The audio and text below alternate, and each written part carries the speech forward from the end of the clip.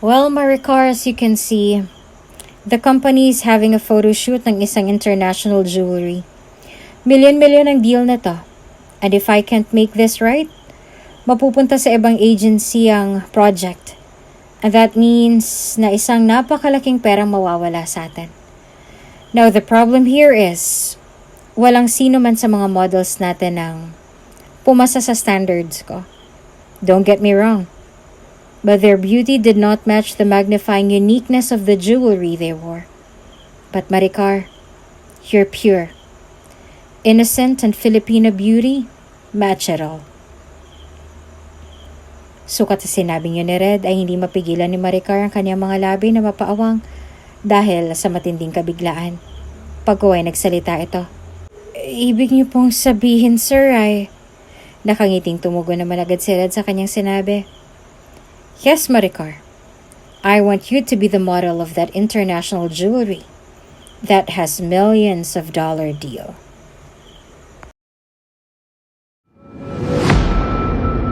Kung bago ka pa lang sa channel na ito, Ate Jane TV, huwag kalimutang pindutin ang notification bell and subscribe button.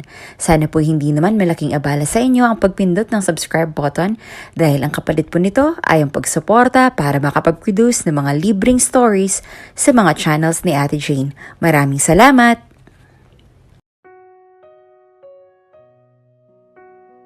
Babe, seryoso ka ba na ikaw na magbabayad nitong mga napili ko? Tila naglalambing na tanong ni Edward kay Maricar nang papunta na sila sa counter ng malaking mall na yon. Day off na lang pareho sa araw na yon at dahil Valentine's Day ay naisipan ni Maricar kaninang umaga na bilan ito ng bagong polo shirt bilang Valentine's gift niya rito. At kahit hindi ito nag-abalang tumawag o nag-text man lang kaninang umaga, hanggang tanghali upang batiin siya ay hindi na iyon binigyang pansin pa ni Maricar at siya na mismo ang tumawag sa kasintahan at naunang bumati rito. Naghintay siya na siyang unang babatiin ito sa araw na yon dahil nagkataon din na pang third month sa rin nila ng kasintahang si Edward sa parehong araw. Pero naisip niya na baka busy lang talaga ang nobyo niya at may importanteng ginagawa. Kaya nakalimutan nitong tawagan o i-text siya mula ng umaga hanggang gabi. At nang tawagan niya ito kanina para batiin parang wala itong gana nung sagutin ang tawag niya. Naisip ng probinsyanang dalaga na baka pagod lang ito kaya ganon. Kaya pinalipas na lang muna niya ayon at inaya na lang ang nobyo na mag-date sila at libre niya ulit. Pagkatapos bibilan niya ulit ito ng bagong polo, total bagong sweldo naman siya kahapon. At nakapagpadala naman na siya sa mga magulang niya sa probinsya, kaya naisip niya ang nobyo naman niya ang pasasayahin niya sa espesyal na araw na yon. Kaya naman ngumiti siya kay Edward ng matamis at sumagot. Oo naman babe, kasi bagong sweldo ko kahapon kaya bibilhan ulit kita ng bagong perfume bilang Valentine's gift ko sa'yo. Mahal na mahal kita, babe. Maluwag ang ngiting wika pa ni Maricar sa kasintahan at ipinulupot bigla ang kanyang mga braso sa isang braso nito. Pagkuway nais mapalis ang matamis na ngiti niya at nais mapakunot ang noon niya nang makita niyang pasimpleng tumingin-tingin si Edward sa paligid at mahinang nagsalita roon. Babe naman, di ba pa ulit-ulit ko nang sinasabi sa'yo na huwag ka magsalita ng ganyan in public? Na huwag mong sabihin mahal mo ako. O mahal na mahal mo ako, ganun. Kasi nakakahiya talaga eh. Pero wag mo sanang masamain ulit kasi hindi talaga ako sanay sa mga public sweetness o mas tamang sabihin na public display of affection. Lalo na't bigla ka ulit yumapos sa braso ko ng ganyan. Baka pagtawanan nila tayo o ano. Ayoko lang talaga kasing pagtawanan ka ng mga taong nakakakita sa atin. Yun lang.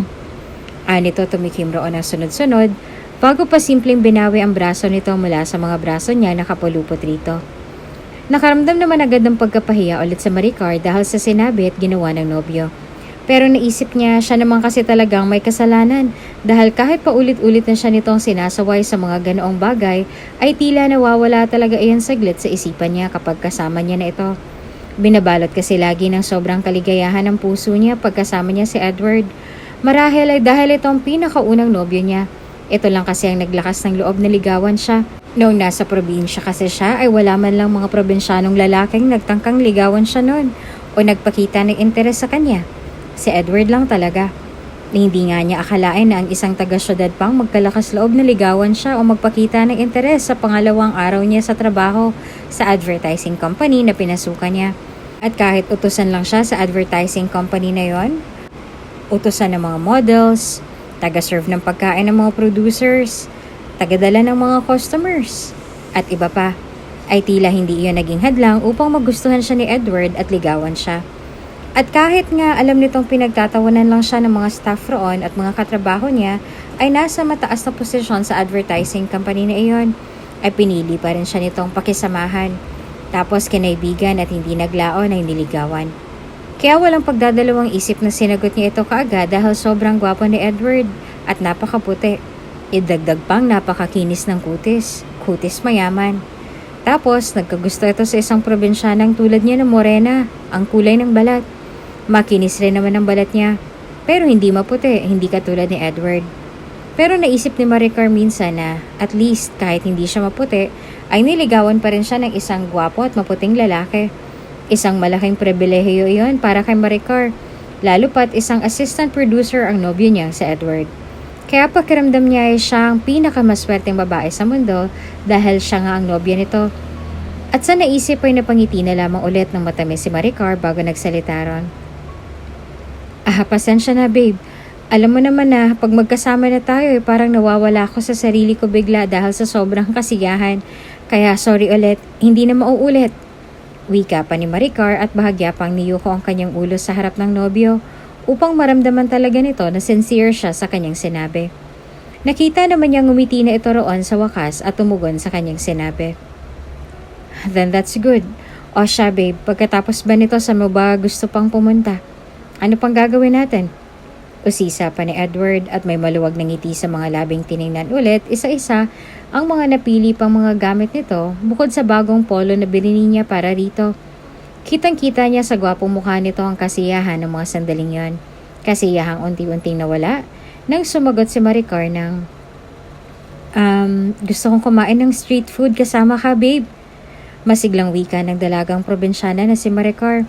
Ngunit tila hindi iyon ikinatuwa ni Edward dahil tila napangiwi ito pagkasabi niya noon sabay sabing, street food? Hindi sa restaurant na pinupuntahan natin lagi pag nagde-date tayo? Madumi yung street food babe. Hindi ako sanay na kumain sa ganon. Agad namang napangiti ng pilit sa Maricar dahil sa sinabi nito at napatawa rin ng pilit roon. Pagkaway nanunuyo sa nobyo na nagsalita, pasensya ka na babe ha. Wala pa kasi akong budget para sa pang-restaurant natin ngayon Kasi inuna kong bayaran yung utang namin ng pamilya ko sa probinsya. Last na bayad na kasi yun kaya medyo malaki na. Tapos sinamahan ko pa ng perang panggastos nila sa araw-araw yung pinadala kong perang pambayad sa malaking utang namin doon. At ngayong okay na, ay sobrang saya namin. Lalo na ako kasi hindi na magkakaproblema ang mga magulang ko. Yung bunso ko na lang dahil nag-aaral pa siya pero okay lang yun dahil malaki-laki rin naman ang sweldo ko. Kaya ko nang pag-aralin si bunso. Kaya babe, huwag kang mag-alala dahil sa susunod na date natin, sa susunod na buwan, sa restaurant ulit tayo kakain pag may sweldo na ako ulit. Promise ko yan sa'yo babe. Kaya ngayon, street food lang muna tayo ha. Yan lang ang afford ko Lalo pat, babayaran ko pa yung upa ko sa boarding house. At saka babe, maniwala ka sa akin, masarap yung mga street food. Hindi rin sila madumi May suki na ako na street food vendor na maayos ang pagkakalinis sa mga isaw na binibenta niya. Kaya tayo na't bilisan na natin sa counter babe para makalabas na tayo dito dahil nagugutom na ako at gustong gusto ko nang kumain ng paborito kong street food. Excited na wika ni Maricar na sobrang luwag pang pagkakangiti ng mga sandaling yon.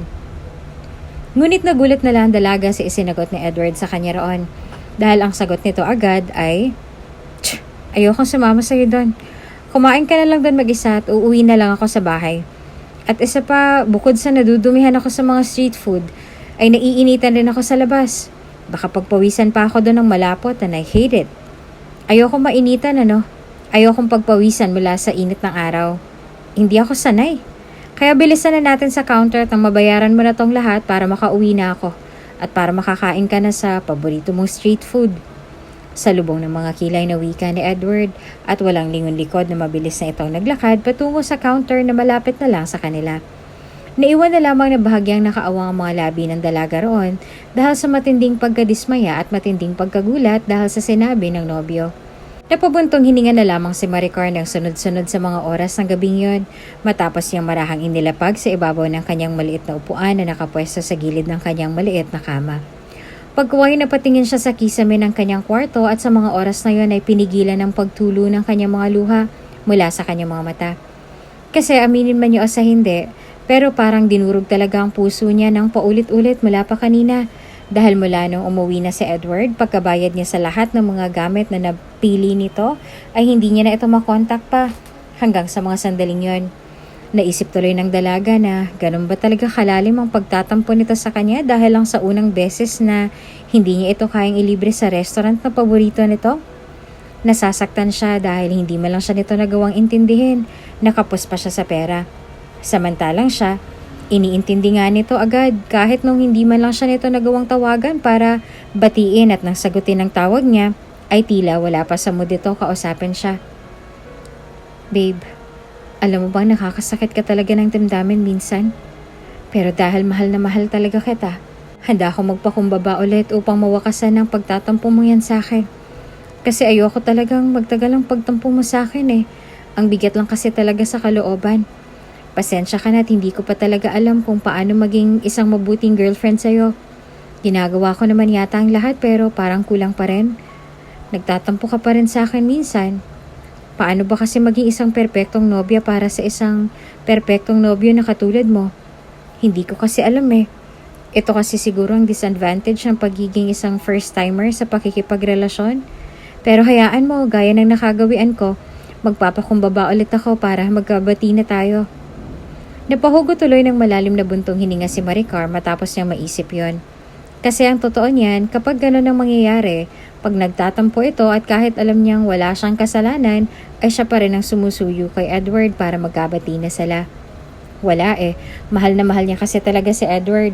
Kaya gagawin niya ang lahat para hindi ito magsawa sa relasyon nila at upang hindi siya nito iwanan. Kaya bukas ay susuyuin niyo ulit ito pag break time na nila sa trabaho para magkabati na sila at paiintindihin itong muli. At baka sakali lang naman maintindihan na nito ang sitwasyon, naisip ni Maricar. Muli ay napahinga tuloy ulit siya ng malalim dahil doon. Paggawain na numbalik ang naglalakbay niyang diwa nang biglang mag-ring ang cellphone niya. At nang makita niyang ang ina niyang tumatawag ay mabilis niyang sinagot agad ang tawag nito. Hello, Nay? Nay, kamusta na po kayo? Kamusta na po kayong lahat dyan? Miss na miss ko na po kayo dyan, Nay. Sana po ay maayos lang kayo dyan tulad ko po rito.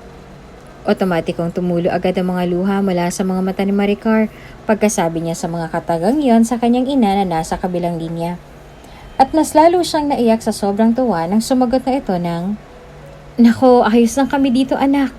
At mabuti naman at maayos lang din ang kalagayan mo dyan katulad namin. At miss na miss ka na din namin dito ng tatay at mga kapatid mo. Nako anak, pasensya ka na pala at hindi kami nakatawag kahapon ng tatay mo pagkatapos mo magpadala ng pera kasi ngayon lang nabuksan ng tatay mo ang cellphone niya. At dahil kanina lang nabuksan matapos naming pinarepair kanina, ngayon lang namin natanggap ang mga text mo sa amin at ang text ng pawn shop na pinadalhan mo ng pera. Kaya salamat anak ha.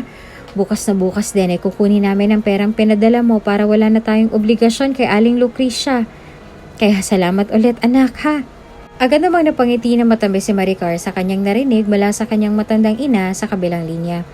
Pagkuway nagsalita siya. Naku Nay, wala po yun. Walang anuman po yun Nay. Masaya-masaya po ako at sa wakas ay fully paid na po mga utang natin kay Aling Lucrecia. Aniyat nagpaahid ang mga luha habang may matamis na ngiti pa rin nakapaskil sa mga labi niya. Magiliw naman siyang sinagot ng kanyang ina. At hindi lang yun anak. Dahil ang mga nabili naming 2 baka rito, 2 baboy at mga kambing mula sa perang pinapadala mo nung una at pangalawang mong sweldo, Rian, malalaki na sila. Pawang matataba rin sila anak. Hindi na sila patpatin. Tapos yung mga peste sa bukid, partikular na sa palayan, ay nawala na lahat dahil binala namin ng tatay mo ng Alia 247ZC pesticide. Kaya unti-unti na silang nawala. Lalo pat mini-maintain na yun ng tatay mo doon sa palayan natin sa bukid. Kaya uli-uli anak, salamat sa pagsakripisyo mong lumuwas dyan sa Maynila para matulungan kami ng tatay mo, ha? Para matulungan mong pamilya natin, lalo ng kapatid mong nag-aaral ngayon. Kaya anak, kung may problema ka man dyan, Huwag ka magdadalawang isip na magsabi sa amin, ha? Nandito lang kami para payuhan ka sa mga tama mong gagawin at upang pagaanin ang kalooban mo. Kaya sabihin mo lang sa amin kung may problema ka dyan, ha? Nandito lang kaming pamilya mo lagi at hindi ka namin iiwan. Lagi mong tandaan yan, anak. Mabilis namang humapdi ulit ang bawat sulok ng mga mata ni Maricar nang sabihin iyon ng kanyang ina. Mas lalo kasing bumigat ang dibdib niya sa sinabi nito. Mabigat na nga ulit ang loob niya kahapon dahil pinahiya, sinigaw-sigawan at pinagalitan ulit siya ng walang humpay ng mga models at staff roon nang mag-break time na sila sa pag-shoot ng advertisement roon dahil lang sa natalsikan niya ng tubig ang costume ng isang model sa kadahilan ng halos ang lahat ng mga staff roon ay may utos sa kanya at nalilito na siya kung kaninong utos ang susunod na susundin. Kaya sa kamamadali niya ay hindi niya sinasadyang natalsikan tuloy ng tubig mula sa basong nahulog ang costume ng isang model roon. Natisod kasi siya kaya yon ang nangyari. Tapos sinigaw-sigawan na siya at ang mas nakakadagdag ng sakit sa puso niya kahapon ay hindi pagkampi ni Edward sa kanya roon. Kahit saksi ito kung paano siya maliitin at sigaw-sigawan ng ibang staff at ang maldita at maarteng model na iyon kahapon. Pero napatawad pa rin niya ito dahil kasalanan naman daw talaga niya at dapat daw hindi ito magpakita na kinakampihan siya nito dahil baka matanggal ito sa trabaho pag ang producer na ang babanggain ito. Isa kasi ang producer ng shoot sa nanigaw-nigaw sa kanya kahapon kaya natatakot raw si Edward. Kaya napatawad niya na ito. Ngunit ang sakit na nararamdaman niya ay agad dinagdagan ito sa mga inakto nito sa kanya kanina hanggang sa kasalukuyan. Kaya nais tuloy mapabuntong hininga ng dalaga dahil doon. Tila napansin naman ang kanyang 68 anyos na inang pananahimik niya ng mga sandaling yon. Kaya muli itong nagsalita sa kabilang linya. Anak, bakit natahimik ka dyan bigla? May problema ka ba? Totoo bang sinasabi mo na ayos ka lang dyan? O baka namang gawa-gawa mo lang yan? Naku anak, kung hindi maayos ang kalagayan mo dyan o dyan sa trabaho mo, ay umuwi ka na lang dito sa atin at dito ka na ulit maghanap buhay. Total ay bayad naman ang mga obligasyon natin dito at maayos ang problema natin dito sa bukid at sa mga hayop natin. Kaya kung may problema ka dyan, huwag ka na magdalawang isip na umuwi rito. Huwag ka na magpakahirap sa pagtatrabaho dyan, nako. Halata sa boses ng ina ni Maricar matinding pag-aalala nito sa kanya. Kaya na may mariin siyang napapikit at pilit pinasigla ang tono ng boses na nagsalita. Aha? Ano ba naman tong maganda at mabait na nanay ko Kung ano-ano na lang naiisip at nasasabi.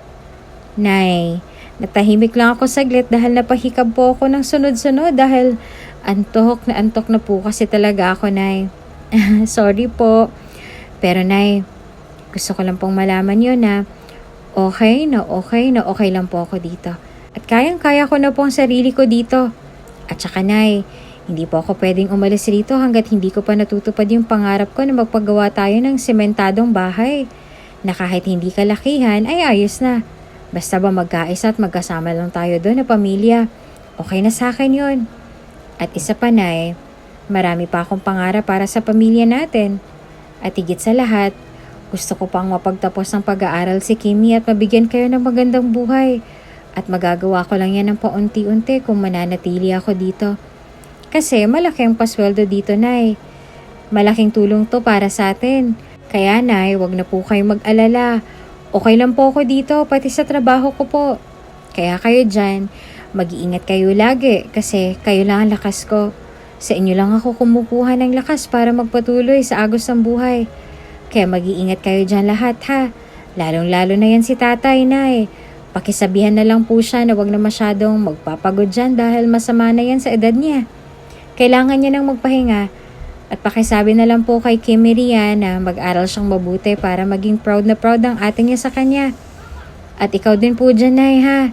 Ingat rin po lagi. Ingatan niyo pong kalusugan ninyo. Wala na kasi ako dyan para paalalahanan kayo lagi ni tatay tungkol sa kalusugan ninyong dalawa. Kaya pakaingatan niyo na lang mga sarili niyo. Nagkakaintindihan ba tayo? Maganda at mabait kong nanay? Natawa naman ang matandang ginang bago sumagot. Oo na, maganda at mabait kong anak. At pagkasabi nito noon ay nagkatawanan lang sila roon. At nang sa wakas ay tinapos na nito ang tawag ay pabuntong hiningang napatitig na lamang si Maricar sa family picture na nakasabit sa pader hindi kalayuan sa kama niya.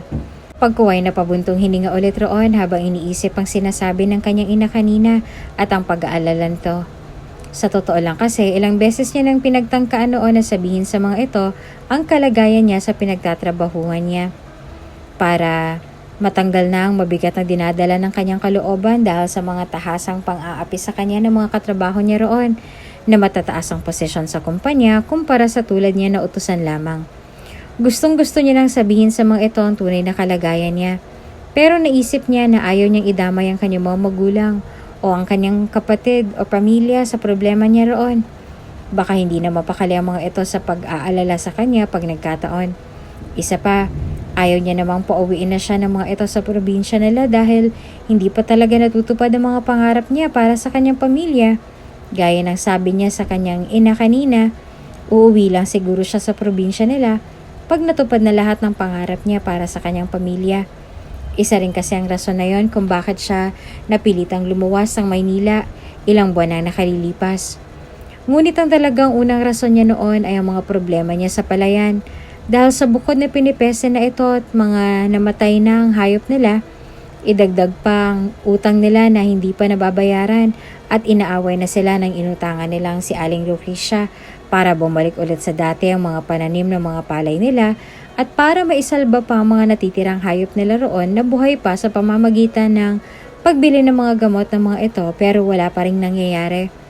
Kaya dahil baon na sila sa utang at nagkabulalyaso pa ang hanap buhay nila roon sa probinsya, ay napagdesisyonan na lamang ng dalaga na lumuwas na lang talaga ng Maynila upang matulungan ang mga magulang niya. Sa inaisip niya, ay naalala niya tuloy ang nangyari noon nang mapagdesisyonan na niyang lumuwas na lamang ng Maynila para masolusyonan na ang patong-patong na problemang kinakaharap nila sa kanilang buhay. Anak, buo na ba talagang desisyon mong lumuwas na lamang ng Maynila? Pwede ka naman kasing dito na lang magtrabaho, anak. May mahahanap ka naman dito siguro. Tila mangyak-ngyak na wika ng ina ni Maricar na mga sandaling yon habang pinagmamasdan siyang nag-iimpake ng mga gamit niya sa kanyang malaki at lumang backpack. Napangiti naman ang probinsyanang dalaga dahil sa sinabi ng kanyang ina. Ngiting hindi man lang umabot sa mga magagandang mata niya na dati kumikislap sa tuwing ngumingiti siya. Pero ng mga sandaling yon ay hindi na yata niya kayang ngumiti roon na galing mismo sa puso niya. Dahil mabigat ang dibdib niya ng mga sandaling yon habang nakatingin sa kanyang matandang ina. At dahil nararamdaman niya ng unti-unti ng gustong umalpas mula sa kanyang mga mata, mga pinipigilan niya ng mga luha roon, ay agad niyang kinabig ng marahan ng kanyang ina at pumikit ng mariin bago tahimik na pinatulo ng mabilis ang kanyang mga luha at saka pasimpleng pinahira ng mga iyon bago nagsalita sa pinasiglang tono ng kanyang boses. Nay, pinilit ko namang maghanap dito sa lugar natin ng trabaho, medyo malaki-laki rin ang sweldo eh. Makatulong talaga na mabayaran natin ang utang natin kay Aling Lucrecia at makatulong rin sa pang-araw-araw natin. Pero wala na eh. Wala talaga akong makita, Nay. 150 pesos per day, laundry shop. Yan lang ang trabahong may pinakamataas na rate dito sa lugar natin, Nay. At pasensya na po sa sasabihin ko pero hindi po yan makakapagbigay ng solusyon sa pagkalaki-laking problemang kinasusuungan natin. Lalo pat inaaway na tayo dito ni Aling Lucrecia. Kaya hindi naman sa namimili ako ng trabaho o minamaliit ko ang trabahong yon. Pero sinabi ko lang ang totoo, Nay. Sa ganitong problema, kailangan natin na mas maging praktikal sa buhay, Nay. At ang pagluwas ng sa Maynila ang naisip kong naging isang paraan para masolusyonan ko ang problema natin dito. Total, Nay, college graduate naman po ako ng 4-year course. Kaya baka pwedeng maghanap ako doon ng maganda-gandang trabaho. Maganda kasi sa Maynila, Nay, maraming trabaho roon na mapagpipilian mo talaga. Maraming mga oportunidad na makakatulong sa mahihirap na tulad natin, Nay. Yung mga desenteng trabaho. Huwag po kayong mag-alala, Nay. Pagsusumikapan ko pong makahanap agad doon ng magandang trabaho na magiging solusyon sa problema at sa panggastos niyo rito sa araw-araw habang nagpapahinga pa si tatay dahil sa ubo niya. At Nay, huwag po kayong mag-alala sa akin doon dahil kaya ko pong sarili ko. Kaya ko pong mamuhay mag-isa. Gagawin ko po kayong inspirasyon na pamilya ko para magawa ko pong layunin ko kung bakit ako luluwas doon. Ang gusto ko lang, Nay, ay mag-ingat kayo dito lagi. Kagaya ng pag-iingat ko doon sa sarili ko. Sa oras na makatapak ang mga paa ko sa syudad ng Maynila, Nay. Kaya wag na po kayong mag-alala ha.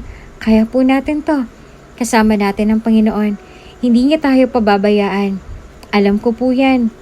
Mahabang pagpapaintindi at pagpapagaan ng loob ni Maricar sa kanyang ina.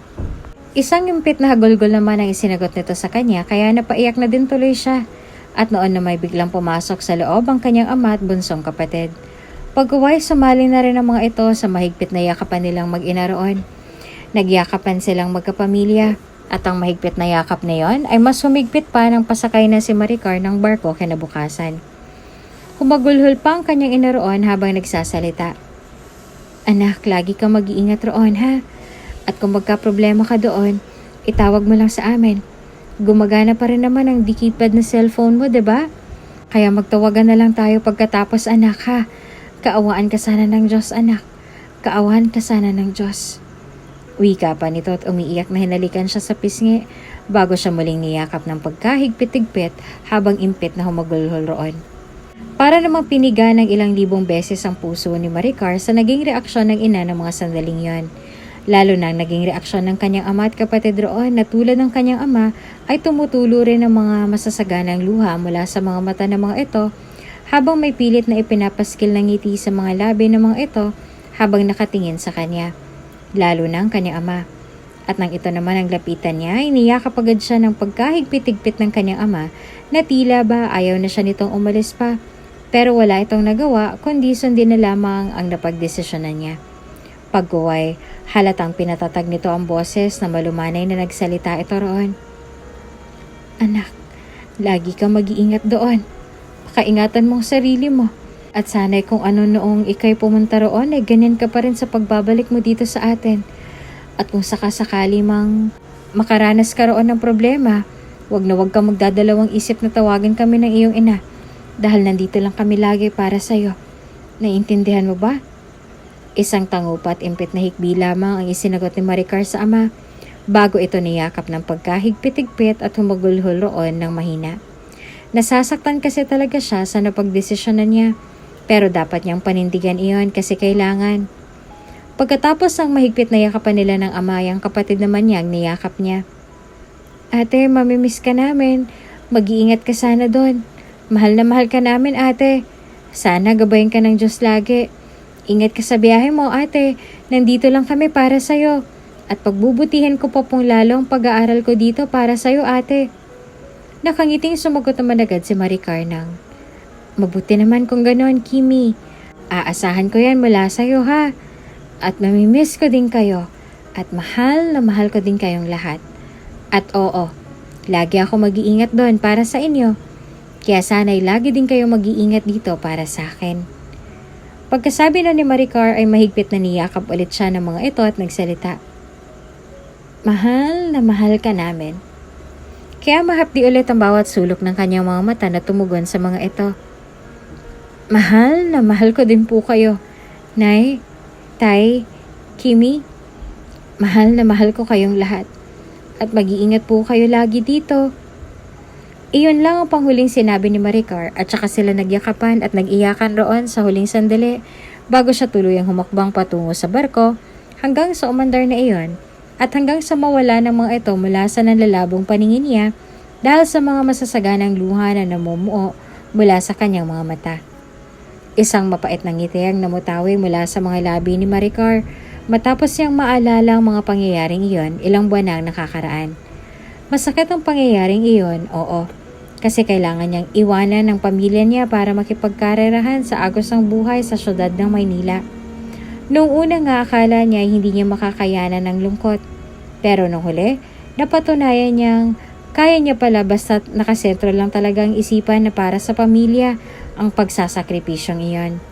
Akala niya ay hanggang homesick lang ang kalungkutan niya. Pero pagkatapos ng ilang araw na pagkakatambay, habang naghahanap ng trabaho sa malawak na syudad, ay magsisimula na naman pala ulit ang kalbaryo ng buhay niya. Dahil ang tuwang nararamdaman niya nang sa wakas ay matanggap na siya sa trabaho ng isang advertising company, ay napalitan agad ng lihim na kalungkutan at sakit nang maranasan niya roon kung paano api-apihin ng kung sino-sino. At alam niya kung bakit. Dahil isang hamak na probinsyana lamang siya na ang estilo ng pananamit, at ang paraan ng pananalita at kilos ay hindi nababagay sa mga modernong tao roon sa kumpanyang yon. At sabi pa nga noong isang producer roon sa unang araw niya sa trabaho na kung hindi lang daw maganda ang record niya sa kanyang pag-aaral dati, ay hindi siya matatanggap roon kahit pa isang utusan lamang ang trabaho niya roon. Mataas raw kasi ang standard ng CEO ng kumpanya pagdating sa background ng pag-aaral ng mga aplikante. Mabuti na lamang raw at cum laude siya noong graduate siya sa kolehiyo, kaya tinanggap raw siya ng HR manager roon. Napabuntong hininga na lamang siya nang maalala iyon. Hindi pa raw nagtatapos ang lahat dahil minsan ay inaapi siya ng ibang mga staff roon sa pamamagitan ng pagtawa sa kanya pag nagkakamali siya o napapahiya tulad na lamang ng nangyari dati sa unang araw niya sa trabaho. Hoy, Maricar! Diba sinabi ko na sa'yo na kulay blue na costume na may design na bulaklak sa bandang dibdib yung kunin mo? Bakit itong costume na to na may diamond design sa bandang dibdib ang dinala mo sa akin? Bobo ka ba? Baka gusto mo sampalin kita ng kulay blue na costume. Bubita ka? Salubong ang mga kilay at nakahalukip-kip na pasinghal na litanya ng isang babaeng producer kay Maricar na halos hindi na makatingin sa babae dahil sa labis-labis na pagkapahiya at takot na kanyang nararamdaman ng mga sandaling yon. Pasensya na po, Ma'am Erica. Ilagay na raw po kasi ni Ma'am Abby sa labahan sa baba ang costume ninyo kasi natapunan raw yun ng kaunting pizza sauce kanina nung mag-snack break na po. May nauna na raw po kasing kumain kanina ng pizza na in-order tapos nagkataon na hindi pa nahubad ni Ma'am Abby yung damit na sinuot niya tas lumapit po yung kumain ng pizza sa kanya na may dala-dala pang sauce kaya nung pisilin raw yung taong yon ay tumalsik yung ibang laman ng sauce sa costume niya. Yan pong sinabi ni Ma'am Abby kaya pasensya na po ma'am kung hindi po yun ang dinala ko po. Huwag na po sana kayong magalit sa akin. Nanginginig sa takot at hiya na wika ni Maricar sa babae habang ikiniskis ng marahan ang kanyang mga palad sa isa't isa. Ganyan kasi laging ginagawa niya sa tuwing ninenervyos siya o kinakabahan, lalo na pag natatakot siya tulad na lamang ng mga sandaling yon. Kitang-kita niya kasi sa mga mata ni Ma'am Erica na talagang nanlilisik ang mga mata nito sa galit sa kanya roon dahil lamang sa isang kasalanan na hindi naman talaga siyang may kagagawan. Nakita naman ni Maricar ang pag-arko ng kilay ng head producer sa kanyang sinabi. Pagkuway na palunok siya agad at nanlamig bigla sa sumunod nitong sinabi at ginawa. So ganun palang nangyari. So bakit hindi mo check up yun sa baba kung okay na ba o kung pwede na bang i-dryer yun? Para ikaw na mismo mag-dryer nun para magamit na ng model natin. Total, trabaho mo naman yun, diba? Diba? Halatang nanggagalaiti ni ito sa ines ng mga sandaling yon. Pinatirik pa nito ang mga mata sa itaas at huminga ng pagkalalim-lalim upang siguro'y pakalmahin ang sarili. Nais na tuloy maiyak doon ni Maricar. Lalo pat nakita niya kung paano nagpigil ng tawa ang mga tao roon habang nakatingin sa kanilang dalawa ni Ma'am Erica niya at lalong-lalo na sa kanya. Yung iba nga ay nagbulungan pa roon at tila naghagikgikan pa habang pa head to foot siyang sinusuyod ng tingin roon. May nakakainsultong mga ngiti rin na nakapaskil sa mga labi ng ibang staffs. Nakapareho rin ang ipinapakita ng mga ito sa kanya kahapon pagpasok niya sa kumpanya para magpa-interview. At dahil doon ay parang gusto nang matunaw ni Maricar sa lapis na hiya. Pero sa kabila ng lahat ay pinili na lang niyang manahimik at wag magrason pa upang hindi na magalit pang lalo ang head producer nila. Kaya marahang tumangu-tangu na lamang si Maricar sa sinabi nito at nakayukong sumagot ng mahina. Opo, pasensya na po talaga. Hindi na po mauulit. At pagkasabi nun ay agad na nagsalita si Ma'am Erica. Well, you better not do this again. Dahil pag ginawa mo pa yon, hindi lang ganitong pamamahiyang aabutin mo sa akin. And by the way, kahit kailan at kahit saan talaga, lumalabas yung pagkaprobinsyana mo. Bakit ba hindi mo nalang gawing laundry ang labahan? Napaka-jologs mo talaga. Like ganyan ba talaga kayong mga taga-probinsya? Gosh, lumabas ka na nga. Pairap na wika pa nito sa kanya na naging dahilan upang mamuon na talaga mga luha mula sa kanyang mga mata. Kaya naman upang maitago sa mga ito ang nagbabadyang pagluha niya ay nanatili siyang nakayuko roon habang bahagyang tumango rito sabay nagmamadali ng lumabas mula sa studio. Napalunok ng sunod-sunod si Maricar nang malumbalik sa kanyang alaala ang lahat ng nangyari noong unang araw niya roon. Grabe yung pinagdaanan niya. Akala nga niya ay hindi niya malalampasan ang lahat ng pagsubok na iyan sa buhay niya. Ngunit hindi niya akalain na parang masasanay na pala siya ng paunti-unti sa mga nakakasakit na pakikitungo ng mga ito sa kanya. Noong una ay iniiyak niya na lang lagi. Hanggang sa unti-unti niyang natutunan na itawa at ingiti na lang ang lahat ng mga masasakit na salita ng ibang mga staff roon sa kanya. Kasi makalipas naman ng ilang araw, bigla na lang may kumaibigan sa kanya roon. At iyon na nga ay si Edward. Hindi nga niya alam kung bakit siya kinaibigan nito noong una. Kahit mataas naman ang posisyon nito dahil assistant producer na ito sa kumpanyang yon. Pero nang sabihin nito na interesado lang daw itong kaibiganin siya kasi mabait raw siya at hindi pala away, agad naman siyang naniwala kay Edward. Kasi mukha naman itong mabait. Sabi pa nga nito noon. Kinakaibigan kita kasi interesado akong malaman kung sino ka talaga. Kinaibigan kita kasi mabait ka. At gusto ko pang lalimin ang pagkakaintindi ko sa pagkatao mo. Kasi hindi ako katulad ng iba rito na porket probinsyano ka, ini-easy-easy ka na lang nila at hindi pa nire-respeto. Kaya simula ngayon, kaibigan mo na ako. Pagkaibigan na tayo. Wika pa ni Edward dati. Kaya napahinga na lang si Maricar ng malalim at inalala sa isipan ng gwapong mukha at nakakahawang ngiti ni Edward. At naisip niya, kay Edward, tila nakakita siya ng kakampi niya. Kay Edward, parang hindi siya natatakot na ibuli at api-apihin. Hindi naman sa umabot sa puntong pinatulan niya ang mga ito, kundi hindi siya natatakot sa paraan ng kaya niyang baliwalain ang mga masasamang pakikitungo ng mga ito sa kanya. Hindi rin naman matatawag na parang knight in shining armor niya si Edward dahil hindi rin naman ito sinasaway ang mga naninigaw sa kanya kahit hindi naman kasigaw-sigaw ang pagkakamali niya minsan sa tingin niya. Pero at least may matatawag na siyang kaibigan na masasabihin niya ng mga bigat ng kanyang kalooban. Kaya noong niligawan siya nito ay walang pag-aatubili na sinagot niya ito agad. At kahit siya ang laging gumagastos tuwing may date sila, ay baliwala lang kay Maricar yun. Dahil ang importante sa kanya ay napasaya niya ito at hindi ito magkaroon o makakita ng rason upang iwanan siya o hiwalayan. Dahil alam niyang naging mabuti siyang girlfriend rito. Masaya siya dahil dumating sa buhay niya si Edward. Masaya din siya dahil ito ang naging unang boyfriend niya. At kahit hindi pa siya nahahalikan nito ni minsan sa pisngi o sa labi, ay hindi na alintana iyon ang probinsyanang dalaga.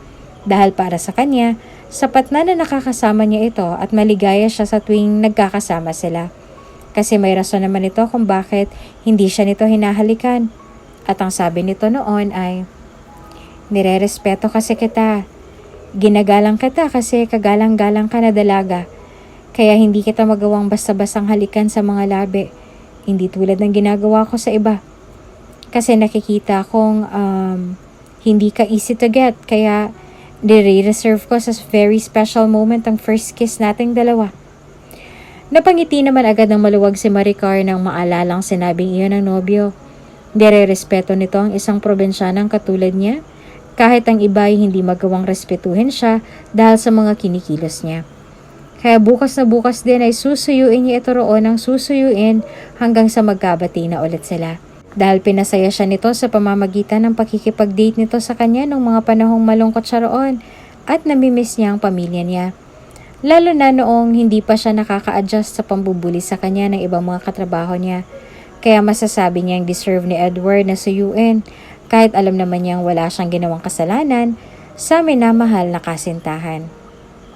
Samantala, naging abala na si Red sa pag-iempake ng kanyang mga gamit sa kanyang malaking maleta sa mga sandaling yon para maging handa na siya sa pag-uwi niya sa Pilipinas bukas. Didiretso na siya sa kumpanya niya mula sa Paris. Naroon kasi siya dahil pinakiusapan siya ng kanyang mga magulang na magbakasyon muna siya doon kasama ang mga ito. Doon na kasi nanirahan ng mga ito pagka-graduate niya ng high school at nang mag-college siya ay sa Pilipinas na siya nagtapos ng kolehiyo dahil sa pakiusap ng lolo niya na sa pagmamay-aring universidad raw siya nito mag-aral at hindi sa ibang bansa. Naaalala pa niya ang eksaktong sinabi nito noon. "Redenval, apo, alam kong matalino ka at mataas talaga ang level ng IQ mo kaya natitiyak kong papasa ka sa lahat ng universidad sa ibang bansa. Pero pakiusap, dito ka na lang sa university natin mag-aral, apo. Para naman mabigyan ulit ng parangal at umani ulit ng papuri ang universidad natin this year. Lalo pat alam kong sa batch ninyo ay ikaw ang tataguriang magna cum laude sa malalo't madaling pagka-graduate ninyo. At magiging proud na proud lalo si lolo niyan kasi syempre, apo kong magna cum laude. Kaya dito ka na sa Pilipinas mag-aral, apo, ha? Partikular na sa prestiyosong universidad na pagmamay-ari ng angka natin.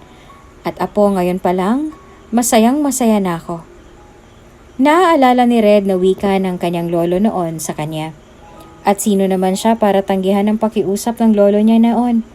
Kaya doon na nga siya nag-aral at graduate sa kolehiyo at pagkatapos ay nagtayo na rin siya ng sarili nitong kumpanya sa Pilipinas at iyon na nga ang pagmamay-ari niyang advertising company.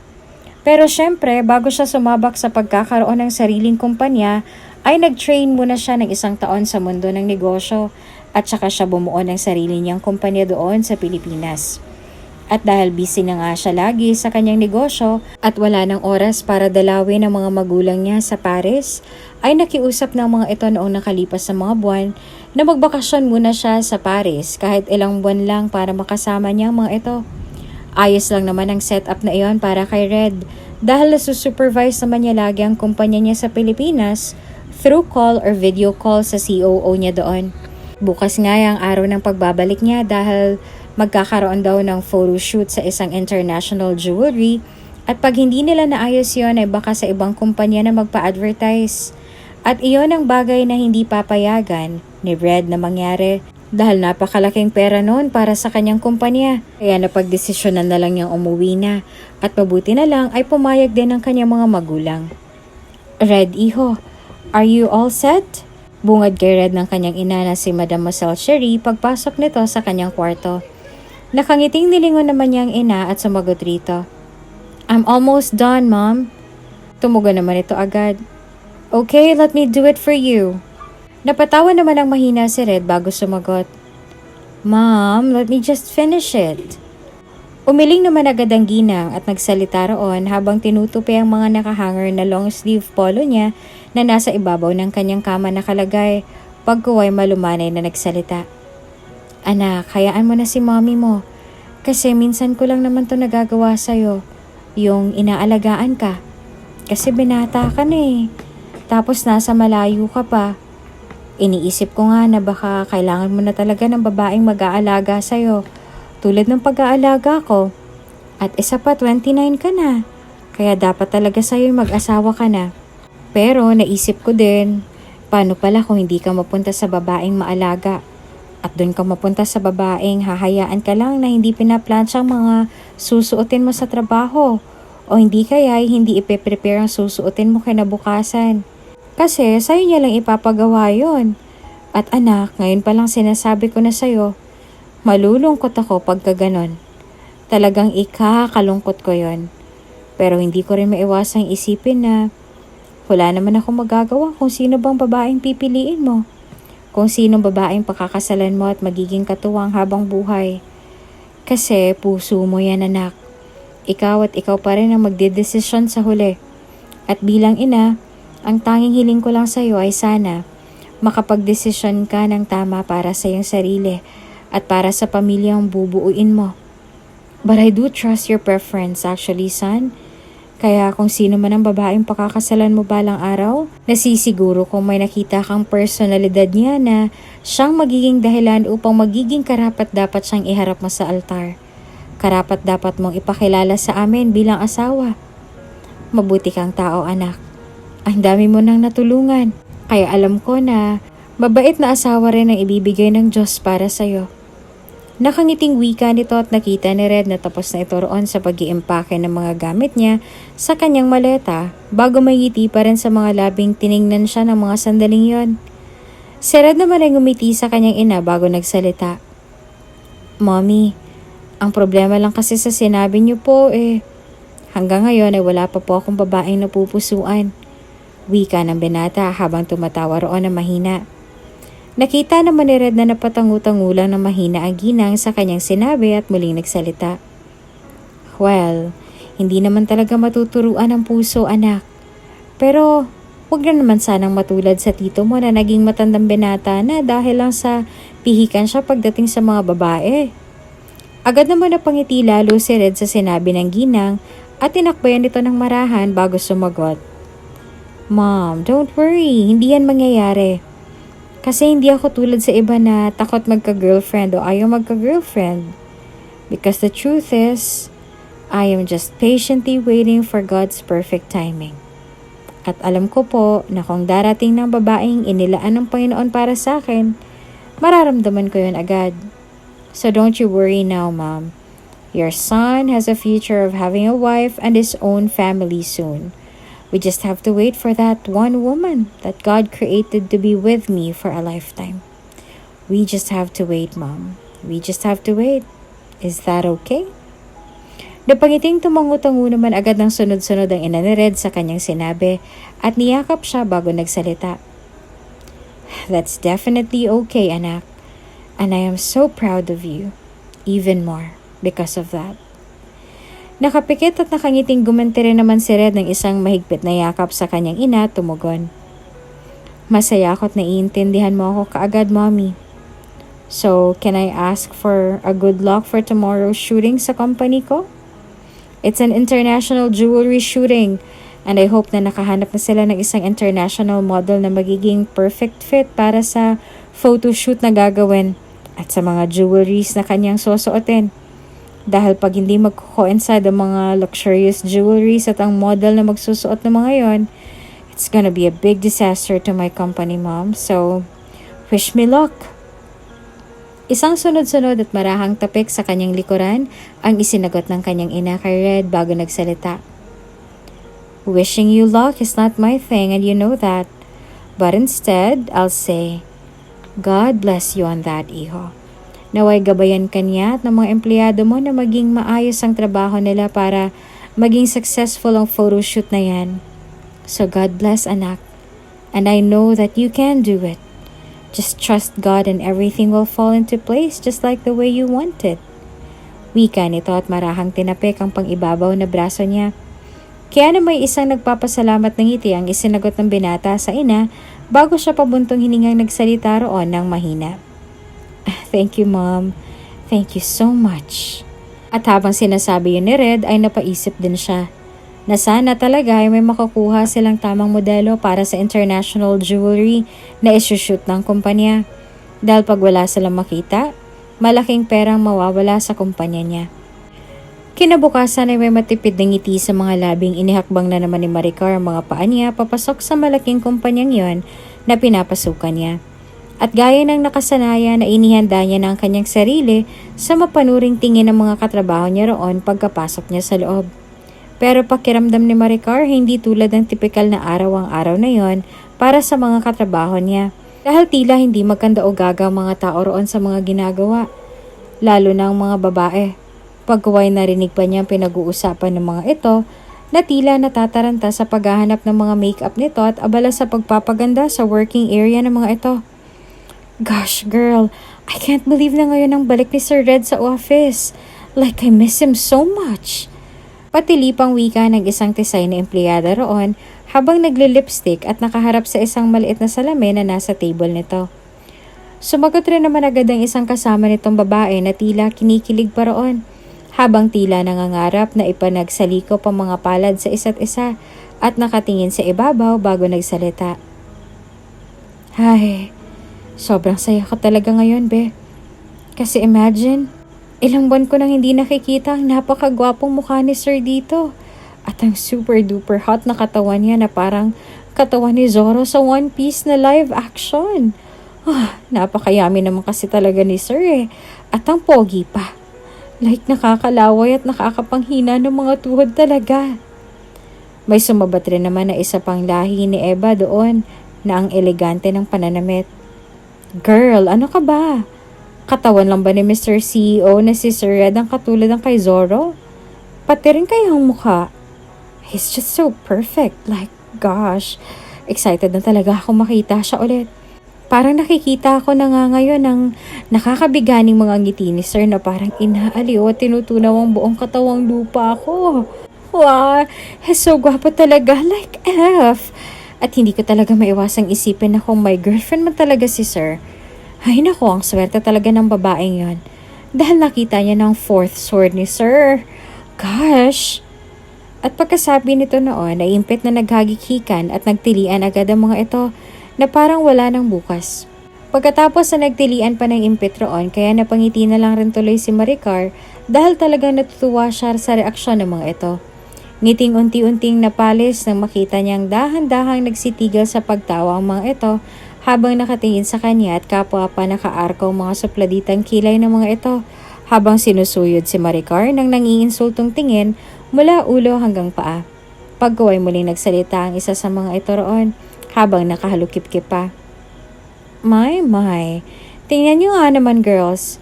May nakisali rin sa tawanan natin na para bang may karapatan siyang makitawa sa atin ngayon.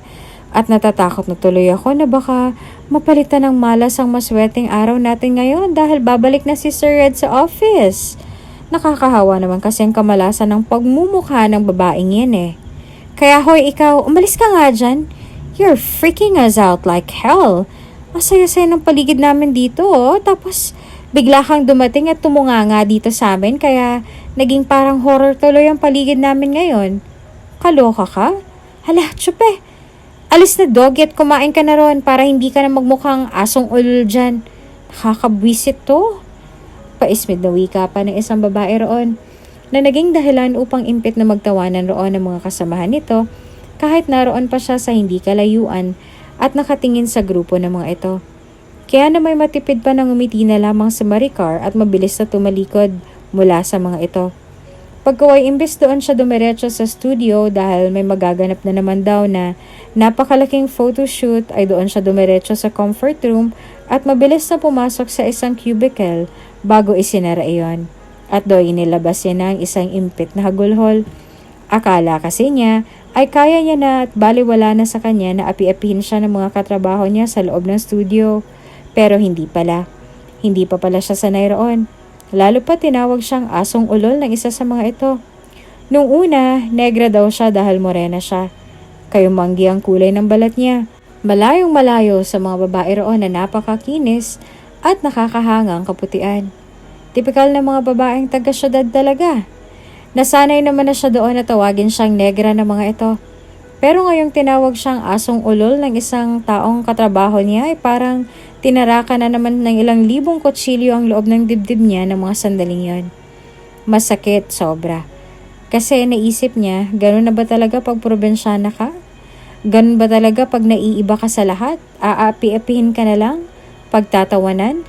Tatapak-tapakan ng paulit-ulit ang iyong pagkatao dahil pangit ka sa mga mata ng mga taong tingin na sa sarili nakakataas sa'yo porket magaganda na sila at gwapo? Porket mapuputi at makikinis?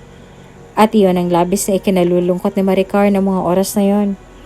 Tahimik siyang umiyak roon habang tinatakpan ng kanyang bibig upang hindi siya makalika ng anumang ingay roon sa kanyang pag-iyak. Dahil baka mas lalo siyang pagtawanan ng mga makakakilala at makakarinig sa boses niya roon pag may bagong papasok. Pagkuway na pahinga ng malalim si Maricar at naisip ang nobyo niyang si Edward at sa isip niya, mabuti pa talaga si Edward. Tanggap ako at nirerespeto ako. Mabuti pa siya. Hindi ikinakahiyang naging kaibigan niya ako noon at naging kasintahan pa. Mabuti pa talaga siya. Hindi ako pinagsasalitaan na masama. Hindi katawa-tawang tao ang tingin niya sa akin, kundi isang karespe-respetong tao na karapat-dapat sa respetong meron siya. At kahit assistant producer na nga siya, ay hindi niya ako pinagtatawanan noon pa man. Hindi niya rin ako iniinsulto noon. Hindi tulad nila. Talagang mahal niya ako at iginagalang. Hindi niya ako kinakahiya. Kaya maraming salamat talaga sa kanya. At ngayon na malungkot ako, siguro akong siya naman ang masasandalan ko. Kaya hahanapin ko na siya ngayon para magkabati na kami. Para hindi na siya magalit sa akin. At para masabi ko sa kanya ang nararamdaman ko ngayon. Hindi sa magsusumbong ako sa kanya, kundi gusto ko lang na may malabasan ako ng lahat ng sakit na nararamdaman ko ngayon. Yun lang.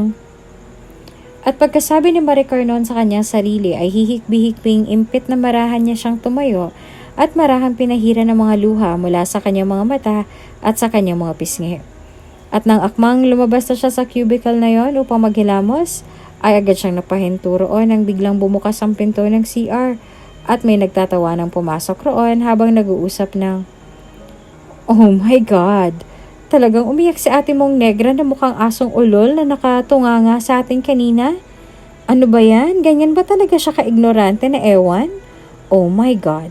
Mukhang ganyan talaga siya ka-ignorante dahil kahit halatang peke lang ang pakikipagrelasyon ni Edward sa kanya, para siyang sira na naniniwalang may gusto talaga si Edward sa kanya. And the worst is, naniniwala talaga siya na mahal siya ni Edward kaya siya girlfriend na to. Tapos ang nakakakilabot pa, hindi niya nahalatang tinginan at ngitian ng isang model Ron at ni Edward. Pakaboba talaga. Parang natulos naman agad sa kinatatayuan niya roon si Maricar at naramdaman na lamang niyang nanginig ang biglang mga tuhod niya roon. Hindi siya makakilos, hindi niya magawa, lalo na nang marinig niyang isa pang sinabi ng isa pang boses ng babae roon. Oo nga, sobrang boba talaga. Kasi 'di ba nga, sabi ni Crystal sa akin na pinagtitripan lang daw siya ni Edward kasi yun ang dare sa kanya ng mga friends niya nung one time na nag-bar hopping sila. Ang lasing na sila. Then in the middle ng pag-iinuman nila ay naglaro sila ng truth or dare. At dahil ang napili ni Edward ay dare, so yun ang inutos sa kanya ng mga friends niya. And pumayag naman ang model na girlfriend niya roon sa ganong setup. Kasi gusto rin daw pagtripan ng girlfriend si ate mong taga-province. Poor doggy. At pagkatapos na rin nagtawanan ng mga ito bago lumabas ng CR. Nangihinang napalabas naman agad ng marahan si Maricar mula sa loob ng cubicle at napalunok ng sunod-sunod. Nanginginig siya sa hindi niya maipaliwanag na dahilan. Natatakot kasi siya na baka totoo ang mga narinig niya mula sa mga bully na yon. Pero may parte pa rin naman sa kanya na hindi naniniwala roon. O baka ayaw niya lang talagang paniwalaan yon. Ngunit ano't ano pa man ay naisip niyang kailangan niyang kumprontahin si Edward kahit sa malumanay na paraan lang para magkaalaman na kung ano ba talaga ang totoo o kung sino bang dapat paniwalaan niya. Kaya naman napagdesisyonan ni Maricar na lumabas na sa CR at hanapin si Edward. At ngayon tinatahak na ng dalaga ang daan patungo sa studio room. At pagkarating niya roon ay marahas niyang binuksan ng pinturoon para lang pala mas mapaiyak sa nakikita. Si Edward at ang isang model roon nagyakapan at naghahalikan. Edward, anong ibig sabihin nito? Nanlalamig na tanong ni Maricar roon. Ngunit imbes na malaki ang mga mata ng dalawa sa pagkagulat, ay nginitian pa siya ng mga ito roon na tila ba imbes na matakot ay naaaliw pang mga ito sa kanya. Pagkuway na patingin siya sa pinto nang bumukas iyon at nagsipasok ang iba pang mga staff roon. Kitang-kita niya din sa mga mukha ng mga ito ang pagkagulat nang makitang nagkayakap sina Edward at ang model roon sa unahan. Ngunit saglit lang yon, dahil tila baliwalang tiningnan lang siya ng mga ito at tila walang nangyaring naglakad sa unahan habang nakangising umiiling-iling roon. Kaya naikuyom na lamang ni Maricar ang kanyang mga palad habang nararamdaman niya ang dahan-dahang pagsungaw ng mga luha mula sa kanyang mga mata habang parang tangang nakatayo lang roon. Pakiramdam niya ay pinagkakaisahan siya at napatunayan niya na tamang pakiramdam niya nang magsalita ang isang staff roon. Oh, Edward, parang nahuli niya na kayo ni Chelsea sa akto Kung gano'n, nasabihan mo na ba siya? Nangingiting tanong pa nito kay Edward na tila ay kinatawa naman ng lahat ng tao roon sa studio. Kaya marahang ibinaling ni Maricar ang kanyang tingin kay Edward bago nagsalita. Edward, uulitin ko. Anong ibig sabihin ng nakita ko? At anong ibig niyang sabihin sa kanyang sinabi? Isang kibit balikat na lamang agad na pinakita ni Edward kay Maricar bago tila wala lang rito na sumagot sa kanya. Well, sabihin na lang natin na pinagtitripan ka lang namin kasi mukha ka talagang inosente sa mga bagay-bagay Mukha ka ring ignorante. Kaya ako yung naatasan para sukatin kung hanggang saan ang kaignorantehan mo at kainosentehan mo. At napagtanto kong wala palang hangganan yon. Dahil mantakin mo nga sa unang date natin, nalaman ko kaagad na kahit pagsakay sa elevator, hindi mo alam kung paano. Sa loob ng elevator, hindi mo alam kung alin ang pipindutin doon para umakyat pataas o bumaba ng elevator. Tapos ang nakakatawa sa lahat, di pagsakay mo sa escalator, hindi mo rin alam. Parang natatakot yung ihakbang ang mga paa mo para makaakyat ka na. Jeez, hindi ko alam kung saan ko nilagay ang hiya ko noon na tulungan ka na lang makaakyat habang tinitingnan ako ng mga tao. Nasabi ko tuloy sa sarili ko that time na ayoko na. Nasusuko na ako sa dare kasi hindi ko na kaya.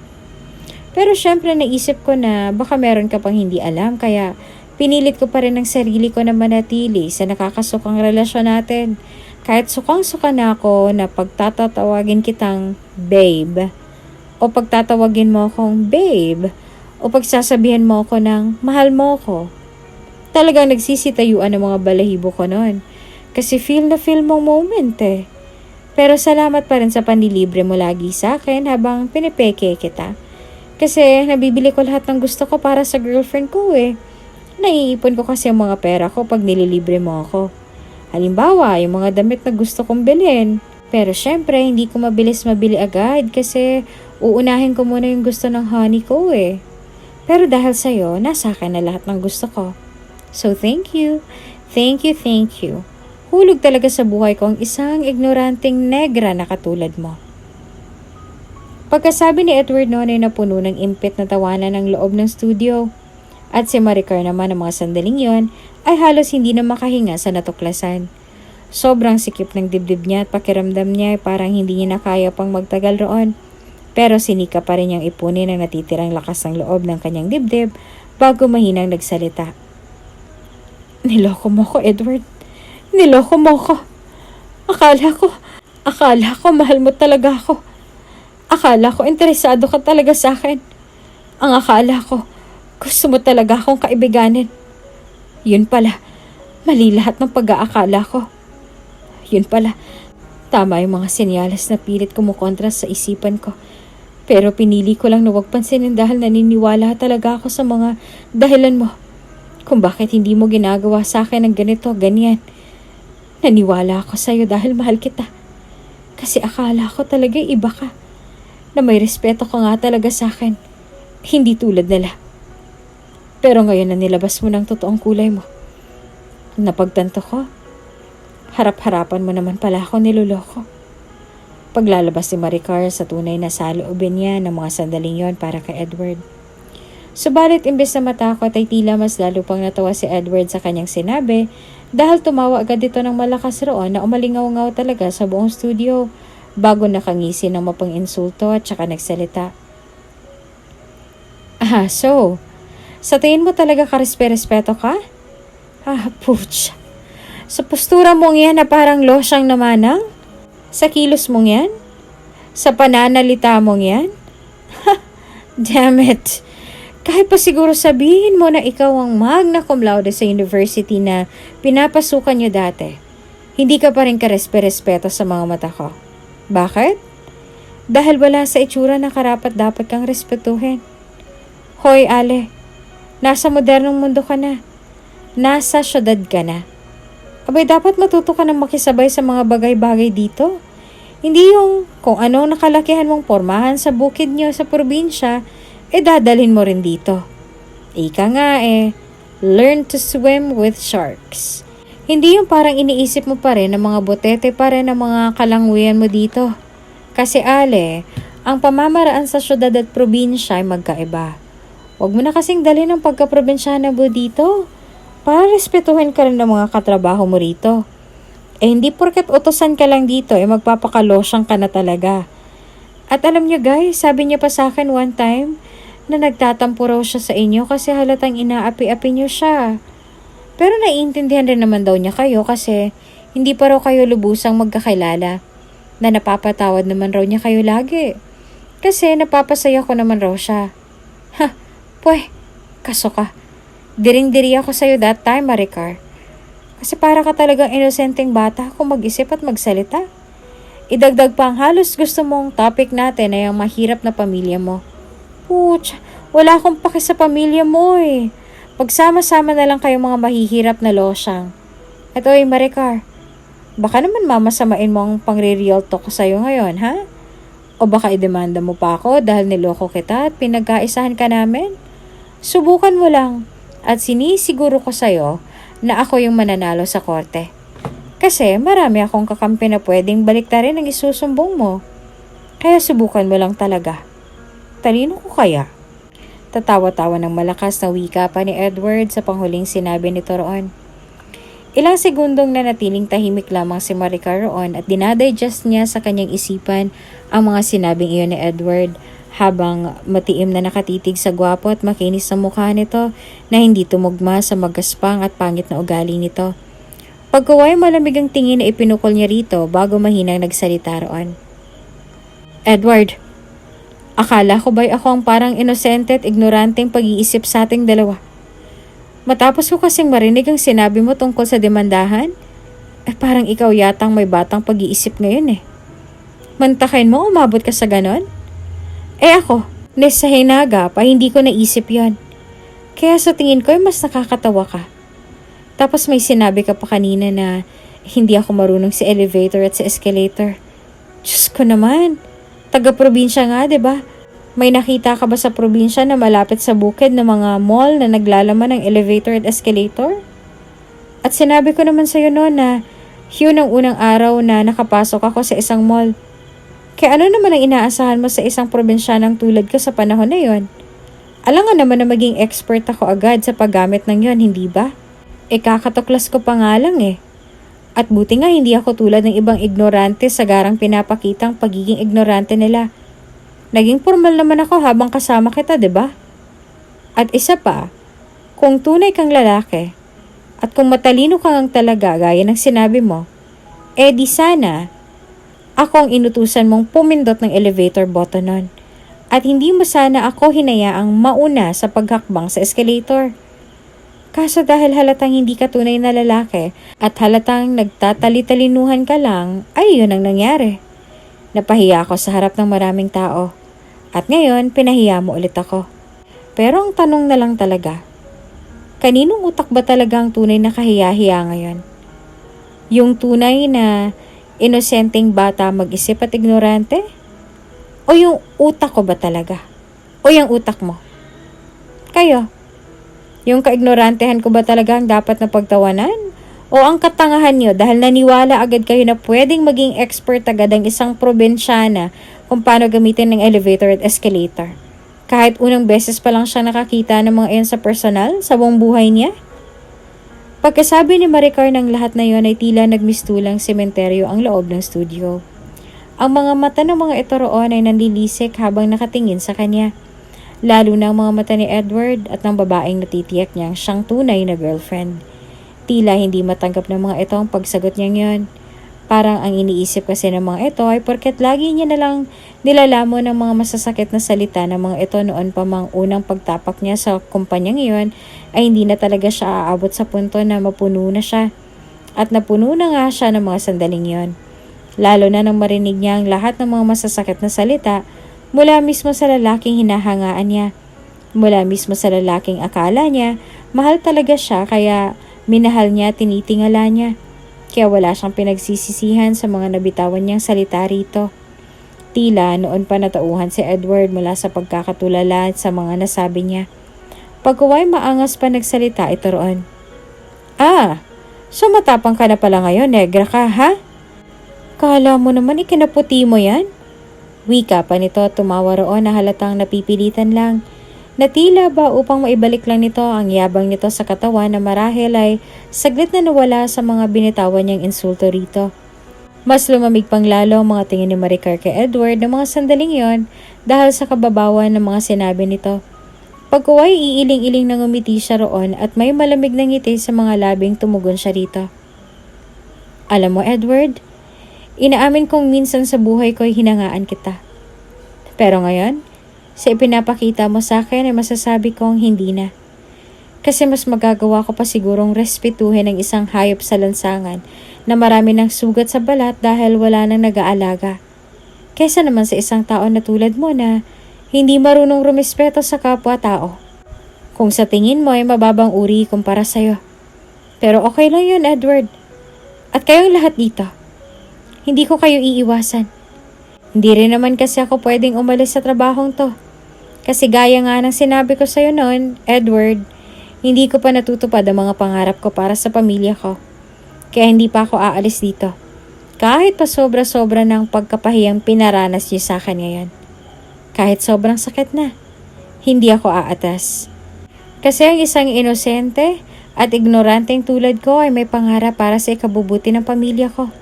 At alam kong pagsubok lang to sa pagkamit ng pangarap ko sa buhay. Kaya huwag kayong mag-alala. Kung iniisip niyong idedemanda ko kayo o ikaw, Edward, hindi ko gagawin yan. At isa pa, kaya ko rin kumilos na parang walang nangyari ngayong araw. Kaya tuloy ang shooting sa araw na to. Utusan niyo pa rin ako, kasi trabaho ko yun dito. Umakto rin kayong parang walang nangyari kasi balita ko, ngayong araw ang pagbabalik ng CEO natin dito. Kaya ibig sabihin nun, kailangan maging maayos ang trabaho natin para hindi tayo mapagalitan, para hindi siya madidismaya sa atin. Kaya excuse me lang muna, maiiwan ko muna kayo dito. May nakalimutan pala akong dalhin dito mula sa labas. Malamig yung sabi, tumalikod na roon. Pero hindi pa siya nakailang hakbang ay napahinto siya agad at marahang nilingon ulit si Edward bago nagsalita. Alam mo, Edward, sa totoo lang, gustong gusto na kitang sampalin ngayon. Pero yan na yata ang pinakahuli kong gagawin dito sa mundo. Kasi ayokong masayaran ng kawalang hiyaan at kasamaan ng ugali ang mga palad ko. Nakakatakot ka kasi. Nakakahawa pa naman yan. Malamig na wika ni Maricar at tuluyan ang lumabas sa pinto ng studio. At pagkalabas ni Roon ay agad nagsipataka ng mga luha sa kanyang mga mata na kanina pa niya pinipigilan na huwag lumabas mula sa kanyang mga mata. Ayaw niya kasing mas pagtawanan pa siya ng mga ito matapos ang kahihiyang iyon mula mismo sa bibig ng lalaking minahal niya. Nagsisikip sa sobrang sakit na nadarama ang dibdib ni Maricar ng mga sandaling yon. Nahihirapan siyang huminga. Kaya mabilis na siyang umalis roon upang maitago sa mga ito sa paligid ang mga luha niya. Dumiretso siya sa elevator at nagkataong walang tao sa loob, kaya agad siyang lihim na nagpasalamat at pabuntong hiningang pumasok roon at pumindot ng button. At nang nagsimula ng umandar ang elevator ay marahan niya ng pinahira ng kanyang mga luha. Pero naiinis siya dahil tila wala nang balak na huminto sa pagpatak ang mga luha niya sa kanyang mga pisngi. Kaya mas lalo na paiyak dahil sa pinaghalong bigat ng kanyang kalooban at pagkainis dahil sa kanyang mga luhang ayaw tumigil sa pagtulo ng mga oras na yon. At dahil sa sobrang sakit na kanyang nararamdaman ng mga sandaling yon, ay napahugulgol na lang si Maricar ng malakas. Humagulhol siya ng humagulhol habang dahan-dahan siyang dumadaos-dos pababa hanggang sa napasalampak na siya sa pagkakaupo sa malamig na sahig ng elevator roon habang nakatakip pa rin ang kanyang mga palad sa kanyang mukha. Noon naman biglang bumukas ang pinto ng elevator at narinig niya ang agarang pagsara ulit niyon. Pagkuway nakarinig siya ng isang malalim na boses ng isang lalaki na tila nag-aalala sa kanya roon. Miss, are you okay? Agad naman napakurap-kurap si Maricar at mabilis na nagpahid ng kanyang mga luha roon gamit ang kanyang mga palad. Here, use my hanky. Narinig ulit niyang sinabi ng isang lalaki sabay nakita niyang isang napakakinis at napakaputing kamay na halatang mayaman na nagmamay-ari. Pagkaway nakita niya rin ng isang kulay sky blue na panyo na siyang hawak nito roon, kaya marahang nahigit ni Maricar ang kanyang hininga bago nakayuko nagsalita. Hindi na po. Wala naman po akong mga luha. Napahiran ko na po lahat. Magalang na wika ng dalaga sa estrangherong lalaki na hindi pa niya nakita ang mukha. Narinig naman niyang napatawa ito na mahina roon bago tumugon sa kanya. Kung ganon, okay lang ba kung tulungan na kitang makatayo? Sukat sa tanong ng lalaki ay muling napakurap-kurap si Maricar. Lalo na nung nakita niyang pagkuha nito ng panyo sa kamay nitong nasa kanyang harapan at ang unti-unting paglahad ng palad nito roon upang anyayahan siyang makatayo. Pakiramdam to rin ni Maricar ay isa siyang Disney princess sa mga sandaling yon, habang may maginoong prinsipe na nagpapakamagino roon sa kanya. Ngunit dahil hindi siya isang Disney princess, ay hindi niya hinawakan ang palad nito at tumayo na lang siya mag-isa. Pagkuway sisinghot-singhot na tiningnan niya na ang mukha ng lalaking estranghero na sana'y hindi na lang niya ginawa dahil muntik na tuloy siyang mawala ng panimbang roon nang makita niya sa wakas kung gaano kaperpekto at kagwapo ang mukha ng lalaki. Tinitigan niya mabuti ang mukha nito at naisip niyang kung gwapo na ang tingin niya kay Edward, hindi niya akalaing may mas gagwapo pa pala rito. Mas makinis, mas maputi, at mas mayaman pang tingnan kesa kay Edward ng 10 ulit. Napakalinis at napakabango rin itong tingnan, lalo ng amoy nito na tila lumuluha sa kanyang ilong ng mga sandaling yon. Pero hindi kagaya ng kay Edward, parang napaka-approachable tingnan ng lalaki. Palangiti kasi ito. At ang ngiti nito ay masasabi niyang hindi napipilitan lang dahil parang tunay ang ngiting yon. Hindi pa kitang tao lamang. Pagkaway natigil lang sa kanyang malalim na pag-iisip si Maricar nang muling marinig itong magsalita. Miss, I can see na natatakot ka sa akin. So I just want to let you know that I am completely harmless. So, you're safe with me, okay? Tinitigan naman ulit ni Maricar ang napaka-perpektong hugis sa mukha nito bago marahang tumangu-tangu rito at bahagyang nginitian nito at saka bahagyang niyukuan nito. Nakita naman ni Maricar na mas napangiting lalo ang lalaki bago tumikim na nagsalita. So, sa etaas ka rin ba pupunta? Isang tango ulit ang isinagot ng dalaga sa lalaki. Naiilang kasi talaga siyang kausapin nito at isa pa, nakakatawa mang aminin sa kanyang isipan pero parang natroma na yata siya sa mga lalaki ngayon na nakikipagkaibigan sa kanya nang dahil kay Edward. Nais tuloy mapahugot ng isang buntong hininga si Maricar dahil sa naisip. Ngunit dahil likas na magalang siya ay napalunok na lang siya at napilitang sumagot roon sa mahinang tono ng kanyang boses. Oo, sa taas din ang punta ko. Ani at bahagya ulit na iniyo ko ang kanyang ulo. Ilang segundo munang natahimik ang lalaki roon bago nakuha magsalita. That's good to know. And I must say, bago ka lang dito, tama ako? Nakangiting tanong pa ng lalaki kay Maricar. Alinlangan naman siya napangiti agad dito dahil sa tanong nitong iyon. Pagkaway marahang tumango na lamang si Maricar tumugon dito. Oo, mga ilang buwan pa po ako rito.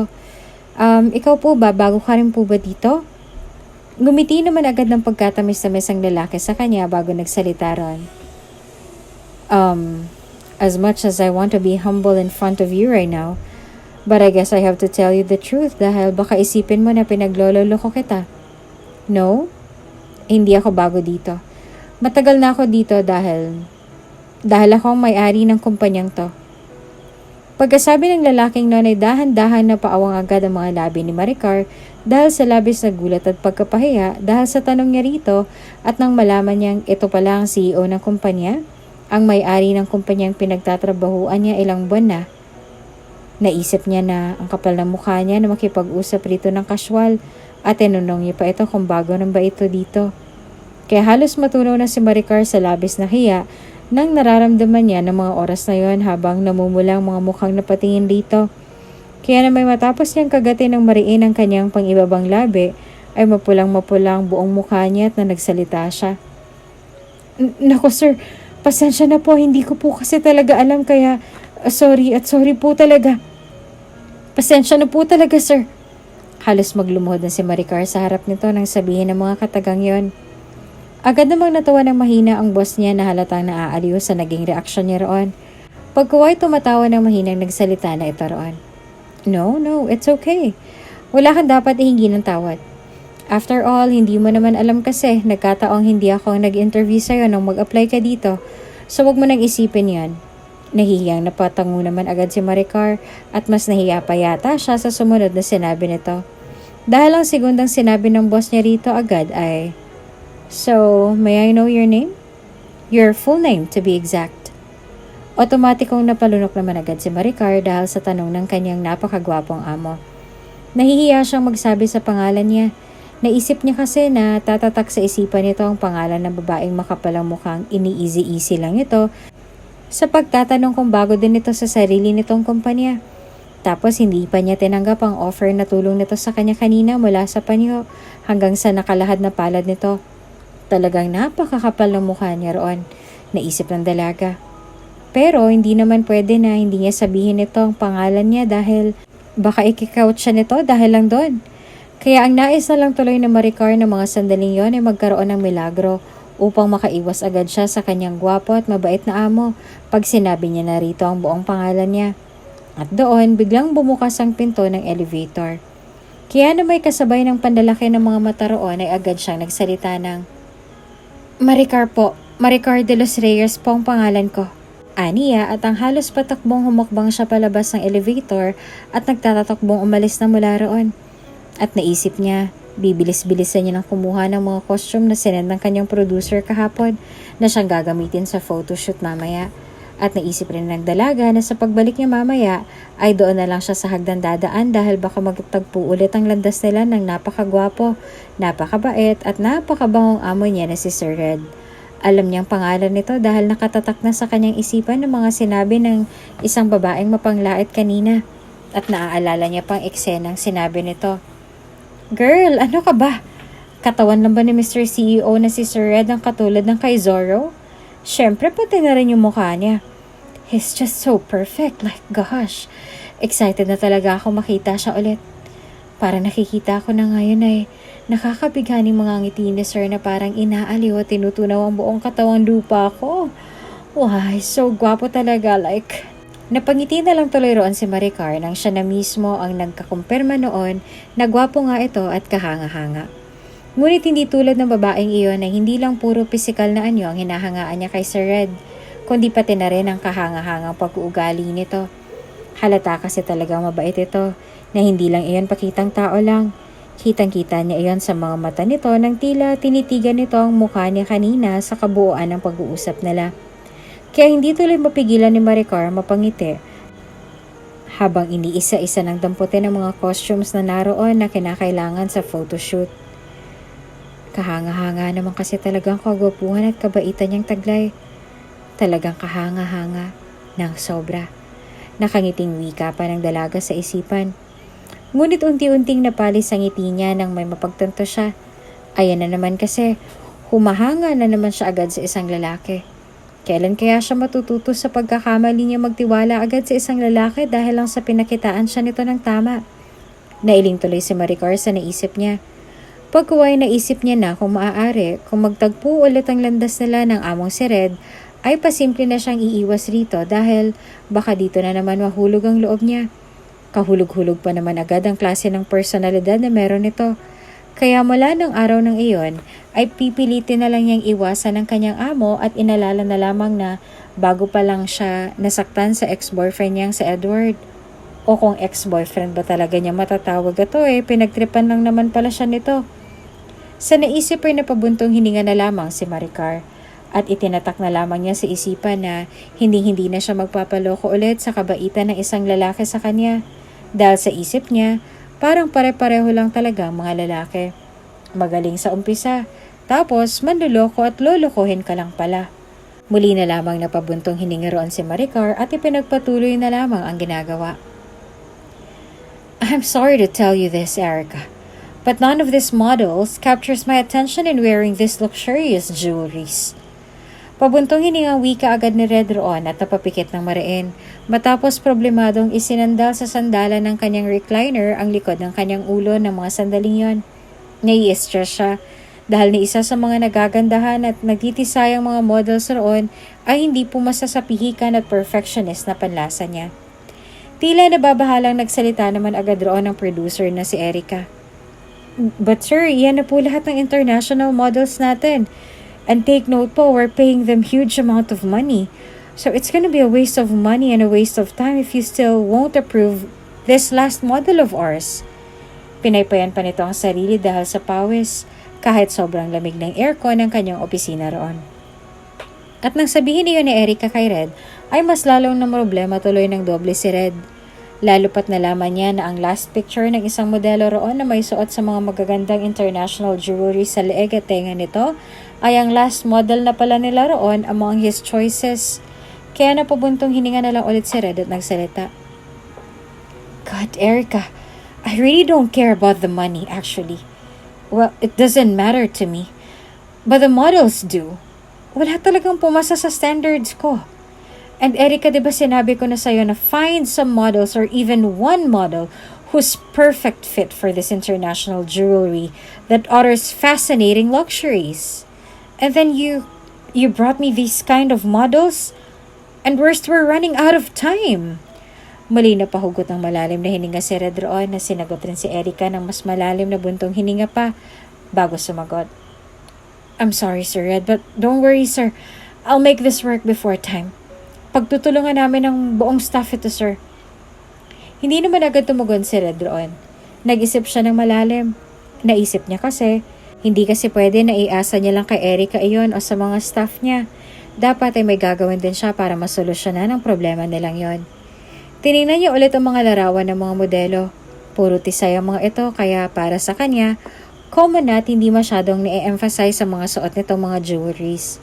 Kaya kailangan niya ng modelong makaka-emphasize ng mga mamahalin at kakaibang mga jewelry na iyon. Kailangan niya ng kabaliktaran ng mga tisay na kulay ng balat. In short, kailangan niya ng isang morenang modelo na kayang magpaamo ng mukha and at the same time ay kaya rin ng fierce look na hindi makikitang napipilitan lang roon. Kaya napatango agad si Red at napaisip, saan naman kaya siya hahanap ng isang modelong tulad na nasa isip niya? Mahabang katahimikan ang nangyari, hanggang sa napapitik siya ng kanyang daliri at biglang nakangiting nagsalita. Erica, kailangan ko ng isang pure morena beauty na modelo na may maamong mukha na kaya ring magpaka-fierce look sa harap ng camera. Yan ang magiging solusyon sa problema natin. Napaawang naman agad ang mga labi ng babae bago nakapag-react doon. Pero sir, masyado na yata tayong gahol sa oras para maghanap pa po tayo ng ganyang modelo. Ipapatan na lang siguro natin ang kulay ng mga models natin, sir, para... No, just do as I say. Now, find your co-worker here named Maricar de los Reyes. She is the perfect fit for this job. And I am willing to offer her 5 times the money that we offer to our models. Now find her and tell her that I want to talk to her right here and right now. Abalang-abala pa rin si Maricar sa pagsiserve sa mga staff roon sa loob ng studio kahit halatang naaasiwa na ito sa kanya roon matapos ang nangyari kanina. Si Edward nga ay tila asiwa na rin ang bigyan niya ng snacks roon. Hindi ito makatingin sa kanya ngunit mayabang na nakataas pa rin ang noon nito habang kaakbay ang pairap-irap na girlfriend nitong parang kawayan na sa sobrang kapayatan. Tapos sinusupladahan pa siya nito roon. Napailing na lamang tuloy at napabuntong hininga si Maricar nang maalala niya ang nangyari kanina. Pagkaway napapitlag siya nang biglang may tumawag sa pangalan niya mula sa kanyang likuran. Hoy Maricar, pinapatawag ka ni Sir Red. May mahalaga raw siyang sasabihin sa'yo. Kaya tumayo ka na dyan at dadaling kita sa office niya ngayon din mismo. Sa lubong ang mga kilay na wika pa ni Ma'am Erica niya at nakaismid na tiningnan siya mula ulo hanggang paa. Ngunit hindi na iyan mahalaga kay Erica ng mga sandaling yon. Dahil mas nangingibabaw sa kanya ang pagtataka kung bakit siya ipinapatawag ng amo nilang si Sir Red sa mga sandaling yon. Kaya kukurap-kurap na tumingin na lamang siya rito at napatangu-tangu ng marahan doon. Come in, wika na isang malalim at baritonong boses mula sa isang tila maliit na speaker sa labas ng malaking opisinang yon matapos pumindot si Ma'am Erica ng isang button roon sa labas. Pumasok na siya sa loob kasama si Ma'am Erica at nang tuluyan na siya nakapasok, nang malamig at maaliwalas na opisina ng kanyang among si Red ay mas lalong lumamig tuloy ang pakiramdam niya. Nanlalamig na nga siya kanina dahil sa kaba kung bakit siya nito pinatawag matapos ang pagtakbo niya palayo rito kanina. Ayon at nadagdagan pang panlalamig ng katawan niya. Nais tuloy mapabuntong hininga si Maricar doon na tinatahak ng kanyang isipan. Lalo pat imbes na gusto niyang umiwas rito ay tila nagbibiro pang pagkakataon sa kanya dahil talagang pinatawag pa siya nito doon. Pakiramdam tuloy niya ay pinagpapawisan siya kahit sobrang lamig ng aircon sa opisina nito. Sir, nandito na po si Maricar. Nataunan naman ng dalaga ng marinig niyang boses na Ma'am Erica niya sa mga sandaling yon. Narinig din niyang masiglang pagtugon agad ni Sir Red niya rito. Okay, thank you Erica. You may now take your leave. Wika nito at iyon ang ginawa ng producer. Kaya naiwan na lamang siya roon kasama ang nakangiting amo niya noon. Oy, tila pa, giliw na nakatingin sa kanya at nagsalita ulit. Now come here and have a seat, Maricar. May importante akong sasabihin sa'yo. Tumalima naman agad siya at agad na nagtanong roon sa mahinang boses. Walang galang naman po, sir. Pero, ano po ba yung importanteng sasabihin niyo sa akin? Agad naman itong sumagot roon matapos humugot ng isang malalim na buntong hininga. Well, Maricar, as you can see, the company is having a fit at this point of time sa pagsushooting ng international jewelries. Milyon-milyon ang deal na to. And if I can't make this right, pupunta sila sa ibang agency. And that means na isang napakalaking perang mawawala sa atin. If that happens. Now, the problem here is, walang sino man sa mga models natin ang pumasa sa standards ko. Don't get me wrong, but their beauty did not match the magnifying uniqueness of the jewelries they wore. But Maricar, you're pure, innocent and Filipina beauty match at all. Sukat sa sinabi niya ni Sir Red niya ay hindi mapigilan ni Maricar ang kanyang mga labi na mapaawang agad dahil sa matinding kabiglaan ron. Pagkaway nagsalita siya. Ibig niyo pong sabihin, sir, ay... Nakangiting tumago naman agad si Red sa kanyang sinabi. Yes, Maricar. I want you to be the model of that international jewelry that has millions of dollar deal. Napalunok agad si Maricar. Hindi siya makapaniwala sa kanyang narinig. Napatanong tuloy siya sa kanyang isipan ng, Ako? Seryoso ba tong si Sir Red? O baka naman pinagtitripan niya din ako tulad ng iba? At ang inisip niyang yon ay isinuwalat agad ang dalaga mula sa bibig niya. Ako po, sir? Bakit naman po ako? Hindi yun naman po siguro ako pinagtitripan, diba po? Hindi makatingin dito ng diretsyo na wika ni Maricar. Naging dahilan naman iyon upang sumeryoso bigla ang gwapong mukha ni Red bago nagsalita. Maricar, sa sinasabi mong yan ay nahahalata kung wala kang bilib sa sarili mong kagandahan. Na parang hindi ka naniniwalang maganda ka at napaka-unique ng kagandahang taglay mo na agad ko namang napansin kanina noong unang pagkikita natin sa elevator. You have a beauty of a goddess, Maricar. Isang uri ng kagandahan na hindi nakakasawang tingnan dahil bukod sa napakaamo ng mukha mo dinagdagan mo rin ito ng natural na mapilantik mong pilik mata at matangos sa ilong. Meron ka pang natural na mapupulat maninipis na labi. Ang kagandahan mong yan ay isang uri ng ganda na hindi kailangan pang maglagay ng makapal na makeup sa mukha para mas maging kahanga-hanga kang tingnan. At yan ang uri ng ganda na hinahanap-hanap ko para sa photoshoot na ito. I need this photoshoot to be glamorous and captivating. And in order to do that is to have a captivating model like you. Now, I'm offering you 3 million pesos for this one, Maricar. Para hindi naman masayang effort mo sa pagmomodelo sa mga sikat na jewelries na ito. So what it's gonna be, Maricar? Do we have a deal? Nakangiting tanong ni Red at marahang inilahad ang palad nito sa kanya. Tiningnan naman niyo ni Maricar saglit at napaisip ito. 3 milyon kapalit ng pagmomodelo niya. Malaking tulong na yun para makapagpatayo siya ng bahay nila at makapagsimula ulit ng bagong negosyo kahit maliit lang para sa pag-aaral ng kanyang bunsong kapatid. At isa pa, maayos naman ang dahilan nito kung bakit siyang napili nito at kitang-kita niya na sincero ito sa sinasabi nitong iyon sa kanya. Napuno tuloy ng labis na kaligayahan ng puso ng probinsyanang dalaga sa mga sandaling iyon. Kahit anong pilit niyang huwag siyang makaramdam ng tuwa sa sinabi nito. Ngunit hindi pa rin niya napigilan ang sarili, lalo na sa pagngiti niya pabalik rito. Pagkaway marahan na siyang tumango rito at marahan ng tinanggap ang nag-aantay na palad nito roon at ang sabi pa ay, sige po, deal. Napangiti na lang lalo si Red sa sinabing iyon ni Maricar. Nangyari na nga ang gusto ni Red. Naging model nga niya si Maricar roon at masasabi niyang hindi nga siya nagkamali nitong pinili niyang maging modelo dahil talagang bagay na bagay sa Filipina complexion nitong mga jewelries na isuot nito. Bumagay rin kay Maricar ang simpleng makeup nito at magagandang damit na siya mismo ang pumili para dito. Kaya na may napuno ng kagalakan ng puso ni Red sa mga sandaling yon habang nakatingin sa napakaganda at napaka-inosenteng mukha ni Maricar habang pinipicturean nito. At nang magtama ang mga mata nilang dalawa ay agad nga nitong nginitian ng matamis at napansin niyang mabilis na ikinatingin nito sa ibang direksyon habang tila namumula ang mga pisngi nito. Mas lalo tuloy na pangiti ang binata roon. Alam niya at ramdam niya. Naapektuhan niyang damdamin ni Maricar. Hindi sa nagmamayabang siya pero kasi lalaki siya at alam niya ang uri ng tingin ng mga babae. Pero aaminin niya rin namang apektado rin siya kay Maricar na naaapektuhan nito ang buong pagkatao niya sa kagandahan at pagiging mahiyain nito. Gusto niya ang dalaga sa totoo lang at gusto niyang mapalapit rito. Pero ang tanong, paano? Kung napapansin niya na kaunting lapit niya lang rito ay tila umiiwas na ito. Samantala, nabalot naman ng sobrang saya ang puso roon ng dalagang si Maricar.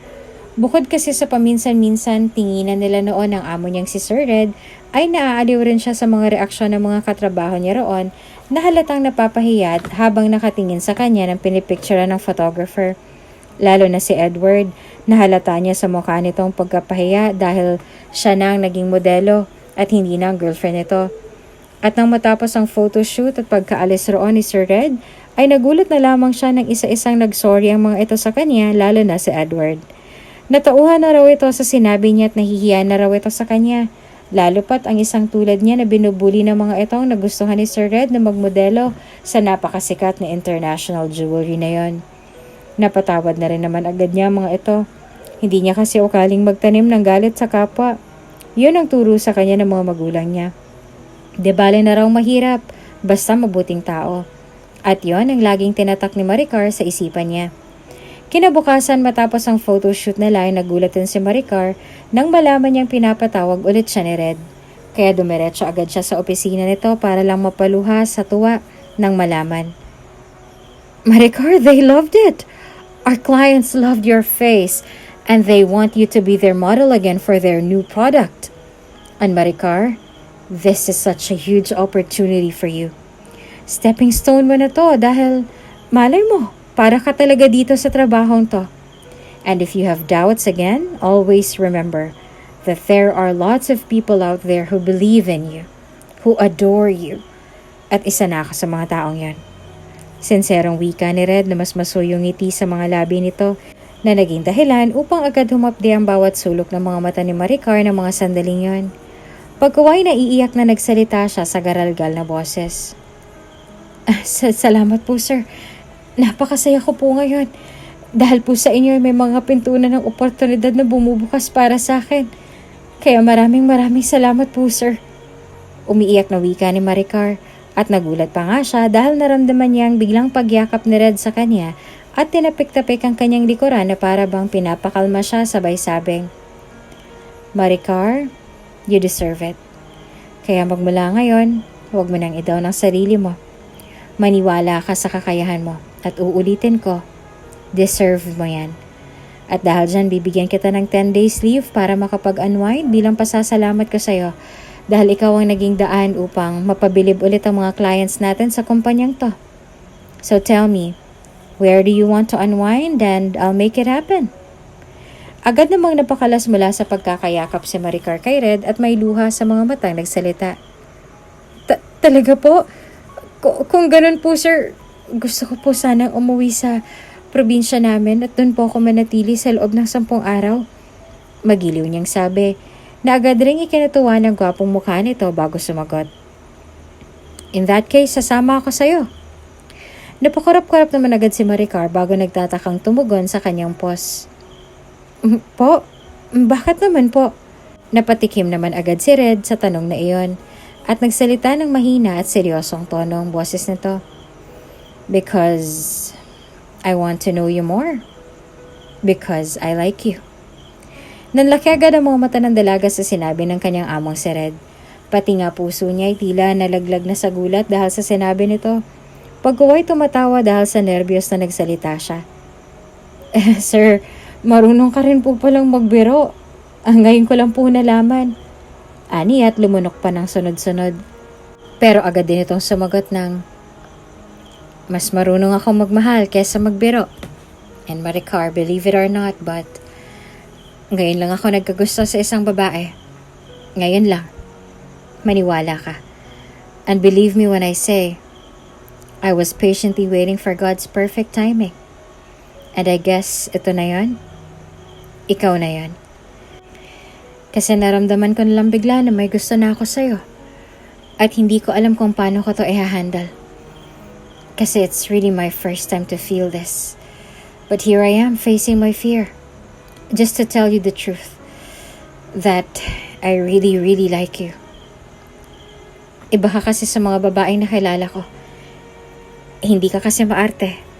Mabait ka rin. Humble. Not to mention maganda. Pero hindi mo alam na maganda ka. At yan ang isang bagay na nagpahanga sa akin bigla.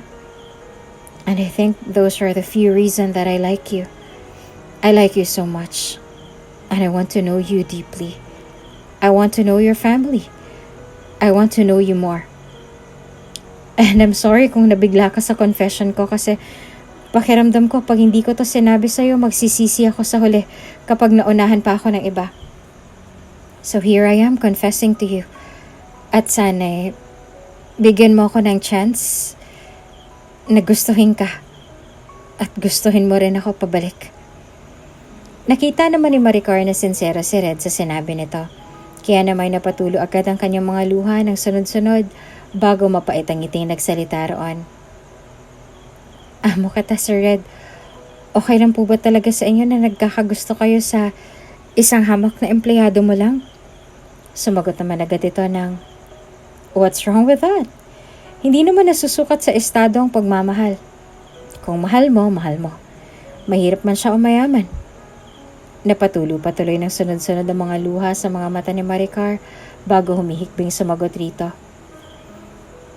Ang totoo kasi niyan, sir, kakagaling ko lang sa isang masakit na relasyon at hindi ko alam kung talagang mahal ko siya o mahal ko lang talagang ideya ng pag-ibig o gusto ko lang maranasan na magkaroon ng kasintahan. Pero sir, masakit pa kasi dahil naloko ako eh. At ayoko naman na gawin kang pantakip at gamot sa sugat na yun kasi hindi mo deserve yun. Napakabuti mo pong tao para gawin ka lamang panakip butas ng isang tulad ko. Kaya kung talagang nagugustuhan niyo po ako, bigyan niyo po sana ako ng panahon na mahilom po muna ang mga sugat ko. Pero wag po kayo mag-alala kasi may puwang ka rin naman po sa puso ko. Pinipilit ko naman pong pigilan pero parang hindi ko na po talaga kayang itago pa. Lalo na po at nauna na po kayo nagsabi sa akin ng nararamdaman niyo.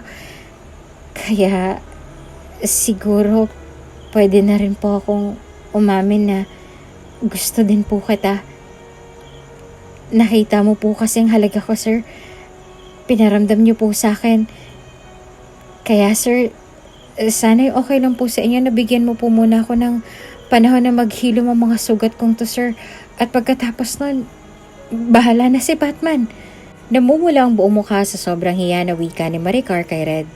Kaya mabilis siyang niyakap ni Red ng mahigpit at nagsalita ron. Maghihintay ako. Hihintayin kita.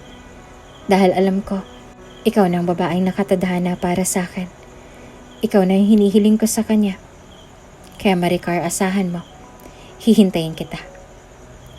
Napuno naman ng sobrang galak ang puso ng dalaga ng mga oras na yan.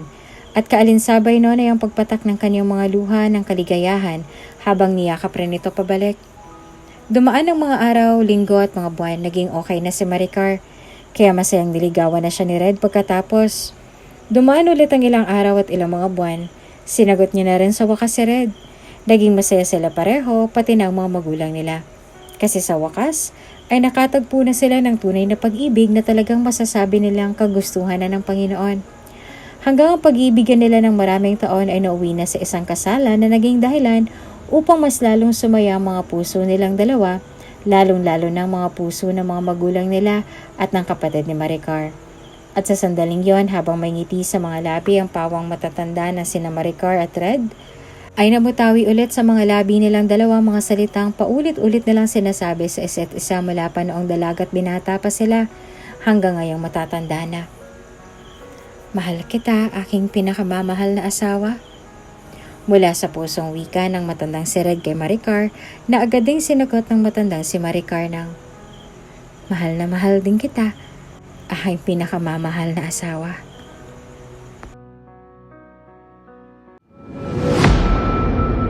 Kung bago ka pa lang sa channel na ito, Ate Jane TV, huwag kalimutang pindutin ang notification bell and subscribe button. Sana po hindi naman malaking abala sa inyo ang pagpindot ng subscribe button dahil ang kapalit po nito ay ang pagsuporta para makapag-produce ng mga libreng stories sa mga channels ni Ate Jane. Maraming salamat!